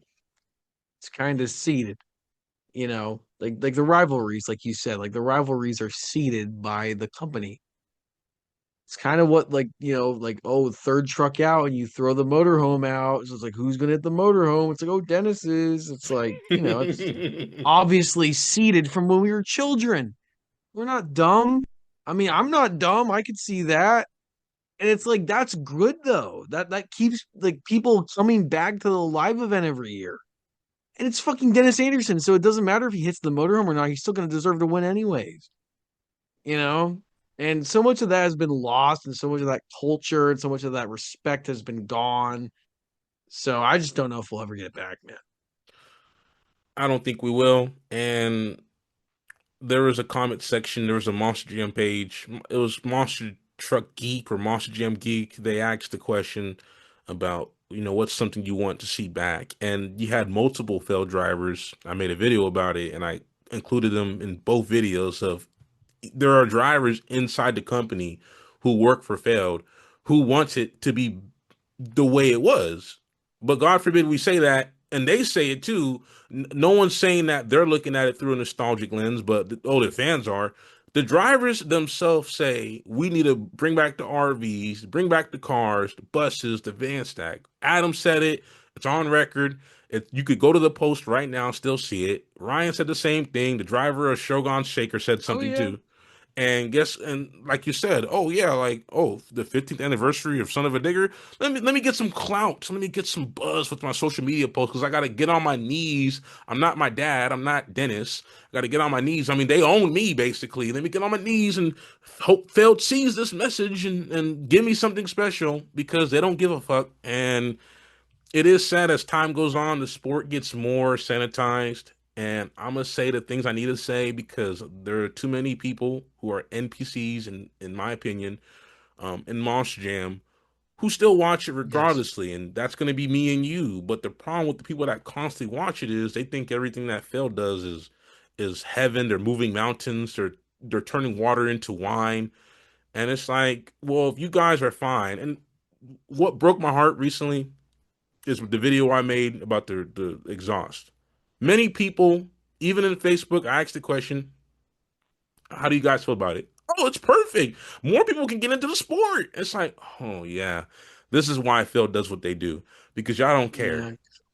Y'all Yeah, don't care. because most people just aren't fans like you and me, man. It's like you got to remember that if Monster Jam sells 100 million tickets a year, five of those tickets are me and you, and then me and you going again a second time. Like they have zero fans. Like the only fans that exist are on Instagram or on YouTube. Like there's no casual fan, or excuse me, more than casual fan like you or me, where it's a step above casual that doesn't have involvement in what we do, like let alone watch my videos, watch your videos, make their own videos. Um, everyone you see on Instagram comment on your videos, and everyone I see comment on my videos on Instagram or YouTube is that's it. So there's like no one else to market to branch out to. That's just how consolidated it's been. Because for years they've been working on driving us all away. And one of my best friends who made me make my Monster Jam Lord channel, he's not a fan. He hasn't been a fan in 8 years, maybe longer. And it just shows you their business model. They're not caring about lifelongers. That lifelongers won't be around. It's not going to be a thing.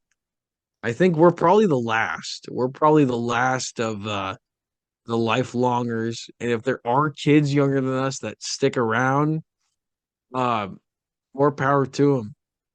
It's not going to be me, I don't think. Yeah, a little sad note to end off on, and I agree with you Truth. because the NFL, for example, creates lifelong fans. Monster trucks and in general at one point was oriented that way, and they have been pushing people away and away and away. And when you speak up about it, don't like it, don't watch it. I hate that argument. I hate it. I dislike it. And it's like, why not be a fan and at least be honest about the shit, right? It doesn't make you any less of a fan. It doesn't make you a hater. We're in a point in time in society where you can't be objective about something, can't be honest about something either, because now you're put into the negative box. And I think there is going to be a point in time where I don't even watch Monster Gym no more. And I can't believe I'm saying that. I got like $1,000 worth of die cast in here. I got like 180 plus trucks hung up right now. And I'm getting to the point where the exhaust changed, the format is butchered. There's nothing being done to revolutionize the sport or not making it a retro event where, okay, we're going to go back in time and do something different here. And we're going to put bus stacks on here because there are tours in this day and age that have the crush cars and buses on there that still incorporate two-wheel skills. And I just wish there was a competitor big enough to at least make Monster Jam uncomfortable, but we're not going to get there. And I do believe there is a future being written right now where Monster Jam does become the next Hot Wheels. And the Monster Jam movie, for example, stupid mistake, never should have been announced. Just stop marketing towards people who don't care about monster trucks. Like, but it's too late.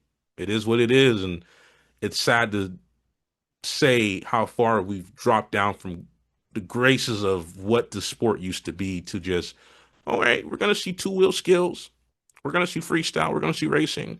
Oh, the truck flipped It's over. Let's literally shut it the off. same thing as being a fucking citizen of the USSR in the 30s and 40s, where you have absolutely no say over what's going on in your country.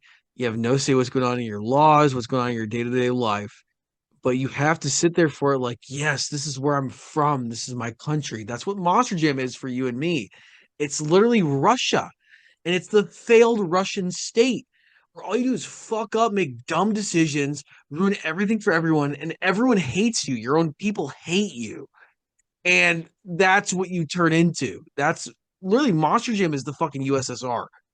Like, I don't enjoy them. I don't like them. I'm a Russian citizen and I hate you. Like, that's what they've done. They've alienated someone like me where like I only grew up into this, only ever liked this, and the fact I can't like it anymore based off of everything, not one thing. There was never one big decision that made me go, "Oh, I can't do it." It was always the 100th time that they would do something stupid that would piss me off. Like, and that's happened 500 times, 1,000 times now, where like the first round, 100 things happens, and I'm like, the 100th time I get pissed. Then when 101 comes around, it's like, oh, that's normal. Then 199, oh, that's normal. Then 200 again, I'm pissed again. It's just, it's thousands of things that they do wrong every year, every day, every month, every show, every show. I've said it so many shows and thought about like, wow, if they just did that differently, it'd be so much different. Um, it's not what they're interested in though. They don't want that. They don't want it to really expand bigger than it is. They kind of want to keep it where it's at, keep it at that child level. No thinking, just brainless, mindless entertainment. It's kind of what the whole Feld brand does well. Is they're good at mindless entertainment where you don't have to use your brain to enjoy it. You just have to bring a kid and then hope that you can suffer through that yourself. I think the last thing I want to say is I really think that 2026 is looking to be one of the worst years in recent Monster Gym history, and it has to do with a multitude of things. And for me, one of them is the number of identities that are just duplicates just running in almost every series. And it's like there's no reason why half your field and your whole company are duplicates of the same truck. And when the World Finals comes, I'm making a bet that 1/4 or one half is going to be just nothing but duplicates with different schemes. And to me, the writing was on the wall the moment they announced so many trucks with different identities having duplicates running. And Yeah, we're gonna get two Bailey circuits. We're gonna get more than two at the World Finals when it comes to Sparkle Smash. We're gonna get all the Gravediggers, and if they can find a way to put all four Sparkle Smashes in the World Finals, they will. And that's probably half the reason why they expanded it to 28 because they want to shove as many sponsors down our throats. Um, I told someone we're gonna get a second Bailey circuit this year, and they're like, "No, we're not. No, we're not." And then an announcement came. There's a second one in the stadium. I told you job. guys I didn't think they would. I didn't think they'd do a second one. So good job predicting that. You did a good job there. it's failed, and it's just like I'll send you the screenshot later. But it's like I said it. I said it before they announced it. I'm like, come on, guys, it's failed. And I told everybody, you guys get failed so much the benefit of the doubt when they have always thrown us curveballs. And to me, the announcements they made kind of just drove me. I'm gonna go for my YouTube content, of course, but to me, it's like it's really solidifying my beliefs that they're just running the shit into the ground. As a true Monster Gym fan, I'm not a gatekeeper. I don't tell people you're not a Monster Gym fan. You're not a fan because you like the new shit. You can like the new shit if you want. I don't care. You can like the old shit. I don't care. At the end of the day, if you're on my channel, if I'm on your channel, if we're all watching it, it's because at the end of the day, whether we love it or hate it, we still are fans of the sport. And we're gonna get a World Finals next year where we got multiple identities other than Gravedigger with more than two trucks there. And Maybe next year, 2027, we're gonna get 4 Bailey circuits, man. It's just I could see that being a thing. We're gonna get a third rec deck, and there hasn't even been a second one. And it's just the sport to me is not doing good. It's not looking good. To the casuals, they don't care. To a fan like me and you, we're just seeing an overload of BS. And hey, yo, you want a different truck? You want Blue Thunder? You want Mohawk Warrior back? Nope. You get a third and a fourth Sparkle Smash. And the moment I saw that, I think we're cooked, bro. I think Monster Jam is cooked next year. I think it's going to be even more cooked in 2027. World Finals next year is probably going to be cool, but I think that's going to be cooked in terms of identities being there. That's Yeah. all I got to say for today, though. I mean, any last thoughts you want to say before we end off this podcast? Well, brother, thanks for having me on. It was a great time. I love to get to share my thoughts. That is exactly what the whole point of the Real American Lore YouTube channel is that my channel and then the Gospel with the Lord show on that channel is supposed to be referring to the truth. And I'm finally going to be telling the truth about how I felt all these years. And I'm going to be having guests on my show. We're going to be talking about so many different wide variety of topics. And it's going to be what we've really needed in the monster community. And I'm not even saying it's like shit talking. We're not going to be shit talking. It's just going to be bringing the people to the forefront of the industry. That is my vision. And I think I can get a lot of other people on as well that aren't even involved in box trucks. And that's kind of the whole point of the show. Thank you for having me on, brother. I had a really great time. And I'm glad that we got to do this. And I could have you on the Gospel of the Lord anytime now. I would love it because there's other things I'm passionate about. I see that the show is more like oriented towards like politics and Western civilization and just other hobbies you probably have an interest in. And I would love to be on that show one day and probably talk more about other things other than Monster Jam. Of course, it'll happen. All right, Regan. I not Regan. Reagan. My bad. There you go. You got it. Because the way your name is spelled, I'm just like, yeah, Regan. And like my English is not so good, but it was fun having you. This is the longest podcast I've done. Arena Pods was like second. Michael's was like under 2 hours, but I enjoyed having you. Good discussion, and looking forward to your show. Of course, man. I'm trying to do one a week so far. And if it gets, a little more traction, maybe two. So again, everybody, at Real American Lord on YouTube, Instagram, TikTok, everywhere you get your socials, just type in Real American Lord, you'll find it. And keep up with the gospel because the Lord's gonna be spitting it. For sure. You guys all heard it there, man. You have a good night, man. Yes, you as well. Thank you, man. You too.